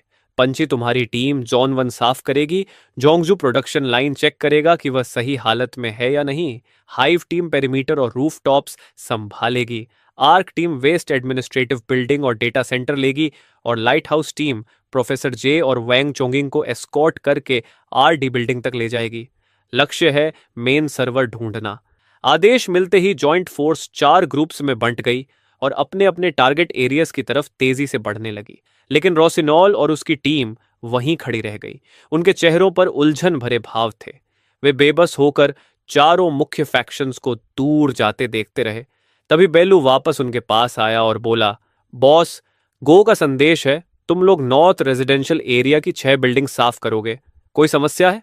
रोसिनोल ने हल्का सा सिर हिलाया और बिना कुछ कहे रेजिडेंसेस की तरफ चल पड़ी। उसके पीछे बाकी लोग भी चल दिए। उसी समय light house squad RD building के सामने पहुंच गई। प्रोफेसर जे ने तुरंत लोगों को रास्ता साफ करने भेजा और फिर वह वांग चोंगिंग के साथ एलिवेटर से तीसरे बेसमेंट तक उतर गया। थोड़ी देर बाद एलिवेटर के दरवाजे बिना आवाज के खुल गए।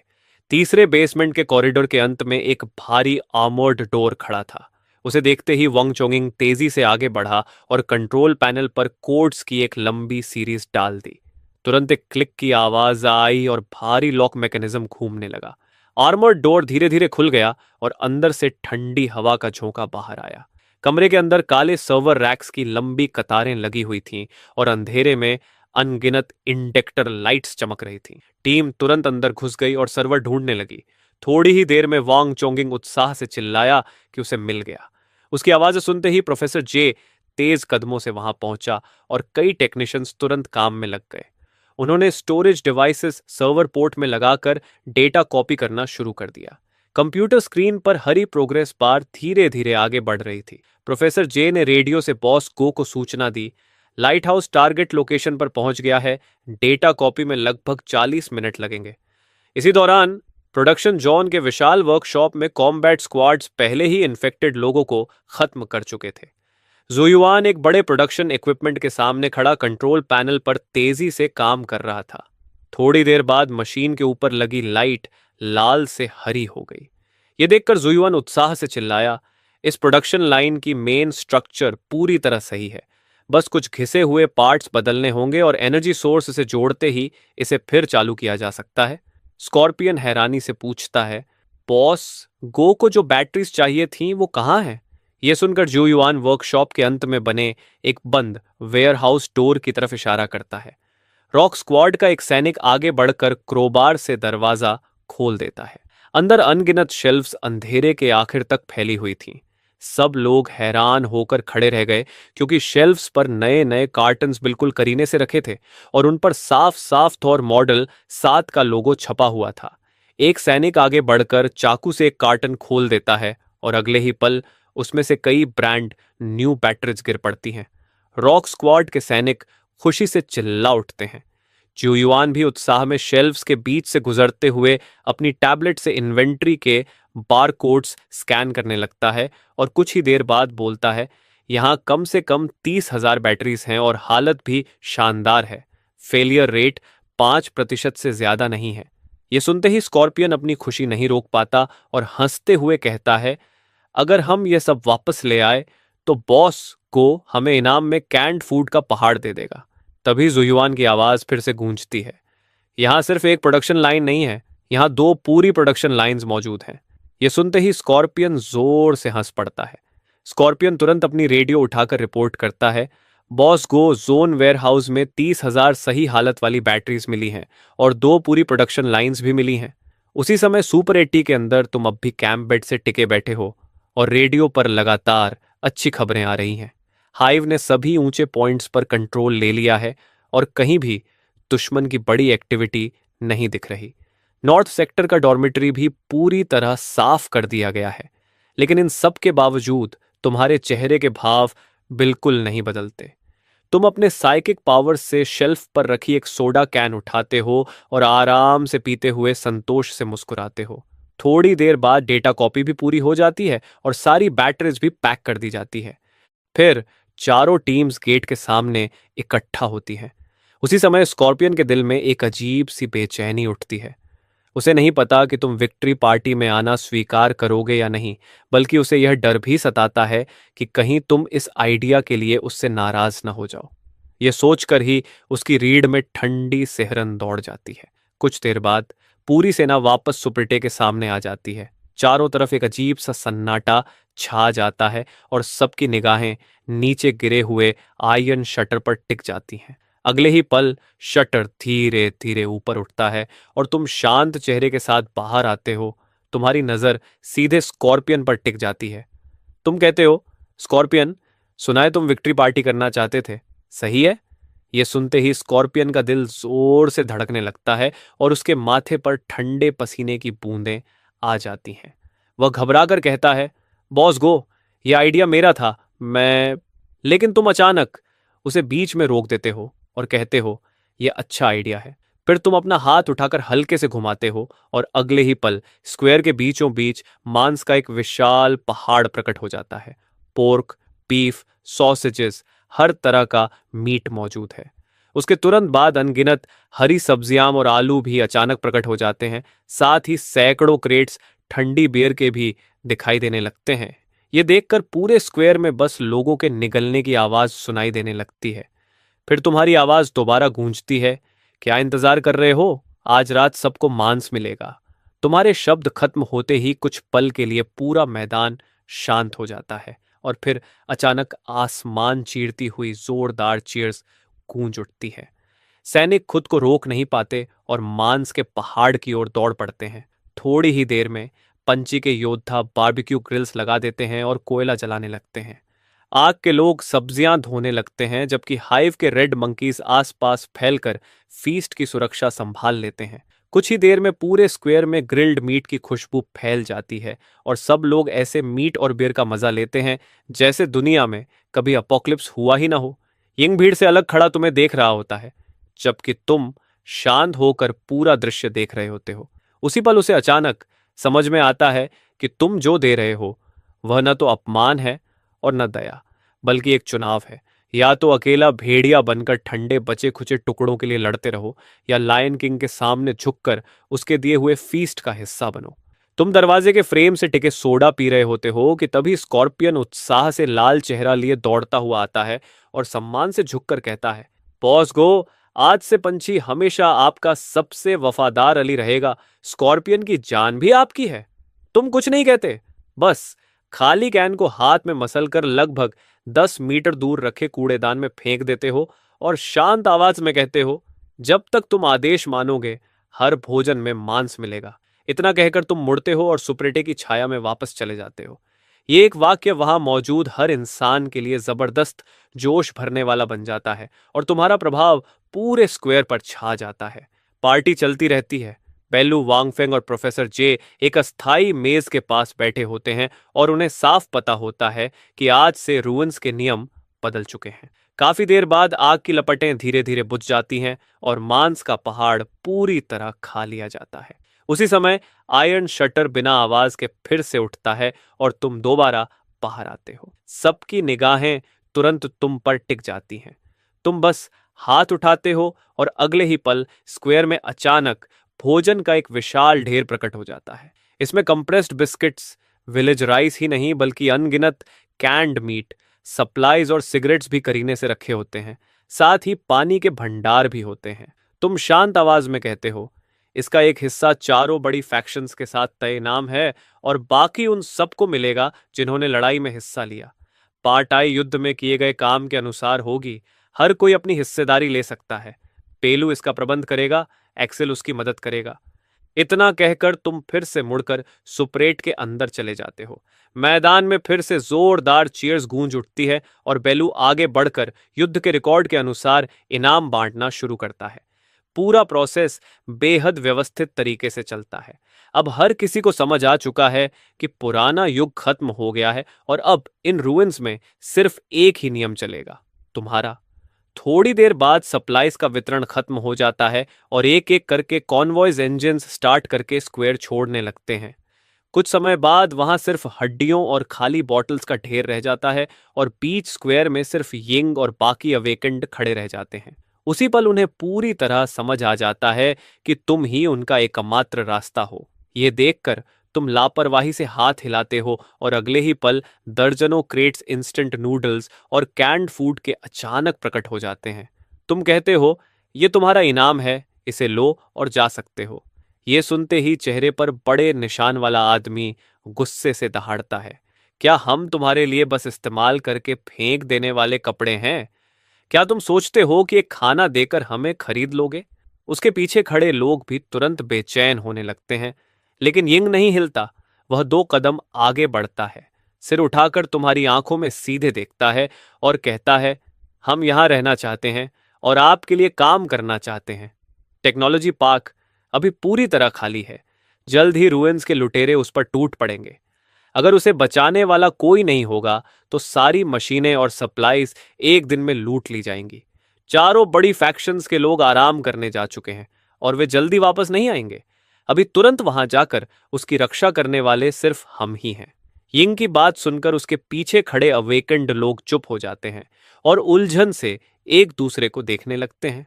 तभी तुम्हारे होठों के कोने पर हल्की मुस्कान उभरती है और तुम शांत आवाज में कहते हो, अगर ऐसा है तो अब तुम स्वतंत्र अवेकेंड नहीं रहोगे, तुम मेरी पहली डायरेक्ट इंटरवेंशन यूनिट बनोगे, कोड नेम लीफ, और तुम इसके कैप्टन रहोगे।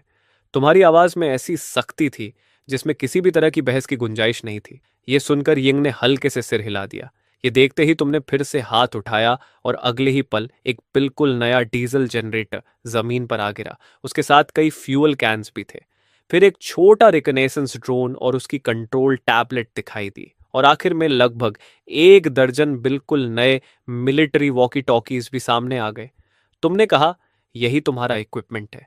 अब अपना रिवॉर्ड और इक्विपमेंट लो और तुरंत टेक्नोलॉजी पार्क की तरफ निकल जाओ। डॉर्मिटरी एरिया में एक टेम्पररी बेस बना लो। अगर वहां एक छोटी सी माउस भी दिखे तो उसकी भी रिपोर्ट मुझे चाहिए। इतना सारा इक्विपमेंट देखकर उन लोगों की आंखें फैल गईं। यहां तक कि यिंग भी अपनी एक्साइटमेंट मुश्किल से रोक पा रहा था। वह अचानक अपने साथियों की तरफ मुड़ा और जोर से बोला, सब लोग इक्विपमेंट का इन्वेंटोरी लो और निकलने की तैयारी करो। इस बार सबकी आवाज एक साथ गूंजी, योर ऑर्डर्स कैप्टन। इसके बाद ग्रुप ने सामान गाड़ियों में लोड करना शुरू किया। फिर व्हीकल्स स्टार्ट किए और टेक्नोलॉजी पार्क की दिशा में निकल गए। पीछे सिर्फ धूल का गुब्बार रह गया। तुमने नजर फेर ली और धीरे धीरे सुप्रिटे का लोहे का शटर नीचे कर दिया। दुकान में फिर से सन्नाटा छा गया। तुमने कंप्यूटर स्क्रीन की तरफ देखा जहां बैटरी प्रोडक्शन लाइन के पूरे इंडस्ट्रियल डिजाइन प्लान्स और उनके मैन्युफैक्चरिंग प्रोसेस के टेक्निकल डेटा दिखाई दे रहे थे। तुम्हारे होंठों पर अनजाने में एक हल्की मुस्कान आ गई। तुमने सोचा कि बाद में जब तुम रियल वर्ल्ड में लौटोगे तो वेयर हाउस में जमा किया गया ये सब सामान तुम्हारा स्टार्टिंग कैपिटल बनेगा और फिर इन हाई एनर्जी बैटरीज के आधार पर तुम एक ऐसा बिजनेस एम्पायर खड़ा करोगे जो सच में तुम्हारा अपना होगा। इस ऑपरेशन की खबर जल्दी ही बर्बाद हो चुकी धरती में फैल गई और ज्यादा से ज्यादा लोग स्क्वायर की तरफ आने लगे। थोड़े ही समय में वहां इंसानों की भीड़ उमड़ पड़ी। तभी एंट्रेंस पर तुम्हारी सिलुएट दिखाई दी, लेकिन तुम अपने साथ कोई फूड नहीं लाए थे। ठंडी आवाज में तुमने बस अपने रूल्स दोहरा दिए, जो भी चीज तुम्हें वैल्यू वाली लगे उसे लाओ और उसके बदले सर्वाइवल का हक पाओ। जैसे ही तुमने ये कहा, तुमने एक आदमी को टेम्पोरेरी मैनेजर बना दिया। इस तरह एक सिंपल लेकिन एफिशिएंट एक्सचेंज मार्केट बन गया। सर्वाइवर्स एक एक करके लाइन में लगकर सामान के बदले प्रोविजंस ले रहे थे, जबकि तुम सुपर 80 के अंदर बैठे पुराने दुनिया के इन कचरों को अपने डिमेंशनल वेयर हाउस में जमा कर रहे थे। समय धीरे धीरे बीतता गया, मिनट दर मिनट, सेकंड दर सेकंड। आखिरकार डिमेंशनल ट्रैवल का रिचार्ज टाइम खत्म हो गया। उसी समय तुमने स्क्वायर की तरफ देखा। लाइन अब सैकड़ों मीटर तक लंबी हो चुकी थी। यह देखकर तुमने टेम्पररी मैनेजर से कहा, एक्सचेंजेस ठीक 17 बजे खत्म हो जाएंगे, उसके बाद कुछ नहीं होगा। यह सुनते ही मैनेजर थोड़ा घबरा गया और पूरी ताकत से भीड़ की तरफ चिल्लाया, पॉज गो ने कहा है एक्सचेंजेस 17 बजे खत्म हो जाएंगे, जिसका नंबर नहीं आएगा वो कल सुबह फिर आना। तुमने संतुष्ट होकर सिर हिलाया। यह टेम्परेरी मैनेजर सच में काबिल था। फिर तुमने टोनी को पकड़कर कहा, इंग को बोलो 2 लोग भेजे। एक्सचेंजेस खत्म होने के बाद मैनेजर को टेक्नोलॉजी पार्क ले जाना और उसके लिए रहने की जगह ढूंढना। तुम्हारी बात खत्म होते ही मैनेजर भावनाओं से कांपने लगा और तुरंत मुड़कर सुपर 80 की तरफ 3 बार झुककर प्रणाम किया। तुमने फिर अपना ध्यान कंप्यूटर पर लगाया और डॉक्यूमेंट्स को बहुत ध्यान से दोबारा देखने लगे। ठीक 17 बजे एक्सचेंजेस खत्म हो गए और ये द्वारा भेजे गए 2 लोग भी पहुंच गए। सर्वाइवर्स एक एक करके चले गए और किसी ने भी ट्रबल पैदा करने की हिम्मत नहीं की। स्क्वायर फिर से शांत हो गया। बस एक विचार से तुम्हारे सामने की स्पेस हल्की सी मुड़ने लगी और तुरंत एक धुंधला वॉर्टेक्स बन गया। पलक झपकते ही तुम रियल वर्ल्ड में वापस आ गए। स्वान के बॉस से मिलने में अभी 2 घंटे बाकी थे। इसलिए तुम सीधे सिटी सेंटर के सबसे लग्जूरियस शॉपिंग मॉल में गए और एक high end men's clothing store में दाखिल हुए। आधे घंटे बाद तुम वहां से निकले तो तुम्हारे शरीर पर perfectly tailored dark grey suit था। उस पल तुम किसी सुपर एट ओनर की तरह नहीं, बल्कि एक असली पावरफुल बिजनेसमैन लग रहे थे। 19 बजे, चिंगजन मैनर। एक सफेद सांची स्टाइल वैन गेट के सामने खड़ी थी। तुम ड्राइवर सीट से उतरे और स्वान खुद तुम्हारा स्वागत करने के लिए एंट्रेंस पर खड़ी थी, लेकिन तुमने उसे नजरअंदाज कर दिया। तुम सीधे व्हीकल के पीछे गए और ट्रंक से 2 मेटल क्रेट्स बाहर निकाले। क्रेट्स के कोने थोड़े मुड़े हुए थे क्योंकि वे अपने ही वजन को मुश्किल से संभाल पा रहे थे। यह देखकर स्वान की आंखें अचानक सिकुड़ गईं। 2 क्रेट्स में कुल 300 किलोग्राम गोल्ड, हर एक लगभग 150 किलोग्राम, और फिर भी तुम दोनों को एक एक हाथ में बिना किसी मुश्किल के उठा रहे थे। सुआन ने गहरी सांस ली और अपने अंदर उठ रही दहशत को दबा दिया। फिर रास्ता दिखाने के लिए किनारे हट गई, जहां बॉस तुम्हारा इंतजार कर रहा था। वह तुम्हें गेट के अंदर ले गई। कोर्टयार्ड के अंधेरे कोनों में तुम्हें कई ठंडी ओरस का एहसास हुआ, जैसे अंधेरे में छिपे सांपों का झुंड। थोड़ी देर बाद स्वर्ण तुम्हें मेन बिल्डिंग के बीचों बीच बने एक ऑफिस में ले आई। कमरे में एक महोगनी डेस्क था और दीवारों पर किताबों से भरी शेल्फ्स थी। डेस्क के पीछे एक बूढ़ा आदमी बैठा था जो एक पुरानी ट्रेडिशनल बाइंडिंग वाली किताब पढ़ रहा था। यह देखकर सुआन ने गहराई से झुककर कहा, मास्टर तांग, मिस्टर गो आ गए हैं। यह सुनकर मास्टर तांग ने किताब बंद की और तुम्हारी तरफ देखा। तुमने भी शांत नजर से उसे देखा, फिर दोनों मेटल क्रेट्स को जोर से महोगनी डेस्क पर रख दिया। पूरे डेस्क पर एक भारी धप्प की आवाज गूंज गई। तुमने कहा, 300 किलोग्राम माल है, चेक कर लो। यह सुनकर टैंग ने हल्का सा भौं उठाया। उसने क्रेट्स को छुआ भी नहीं, बस डेस्क पर रखा इंटरकॉम उठाकर धीरे से कुछ कहा। थोड़ी ही देर में दरवाजे पर नॉक हुआ। एक मिडिल एज्ड आदमी अंदर आया, जिसके चश्मे की फ्रेम सुनहरी थी और उसके हाथ में प्रिसिजन मेजरिंग इंस्ट्रूमेंट्स थे। उसने आगे बढ़कर क्रेट का ढक्कन खोला। अंदर सुनहरे गोल्ड बार्स सलीके से रखे हुए थे। इसके बाद वह उन्हें एक एक करके निकालने लगा ताकि उनका वजन करे और उनकी ऑथेंटिसिटी चेक कर सके। जांच बहुत जल्दी पूरी हो गई। वह मिडिल एज्ड आदमी बोला, मास्टर तांग, यहां कुल 600 गोल्ड बार्स हैं। कुल वजन 300 किलोग्राम है और प्यूरिटी पूरी तरह स्टैंडर्ड्स के अनुसार है। यह सुनकर तंगलाव ने हल्का सा हाथ हिलाया। उसका इशारा समझते ही वह आदमी और स्वर्ण दोनों कमरे से बाहर चले गए। तंगलाव ने अपनी उंगलियां आपस में फंसाई और हाथों को डेस्क पर रख दिया। फिर शांत आवाज में बोला, इस गोल्ड के लॉट के बदले मैं तुम्हें 246 मिलियन दे सकता हूं। स्वान ने बताया कि तुम एक बैटरी कंपनी ढूंढ रहे हो। इतना कहकर टंगलाव ने एक टैबलेट तुम्हारी तरफ सरका दी। स्क्रीन पर 3 कंपनियों की जानकारी दिखाई दे रही थी। तुमने उसे देखना भी जरूरी नहीं समझा और सीधे कहा, मुझे सीधे UANGING टेक्नोलॉजी दे दो। ये सुनते ही अगले ही पल टेंगलाओ की आंखों की पुतलियां अचानक सिकुड़ गईं।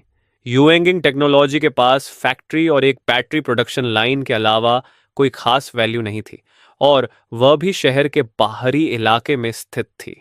साफ था कि तुम्हें बस एक लीगल शेल कंपनी की जरूरत थी। तंगलाव ने इस बारे में और कुछ नहीं कहा। उसने तुरंत फोन उठाया और लीगल डिपार्टमेंट को डॉक्यूमेंट्स तैयार करने का आदेश दे दिया।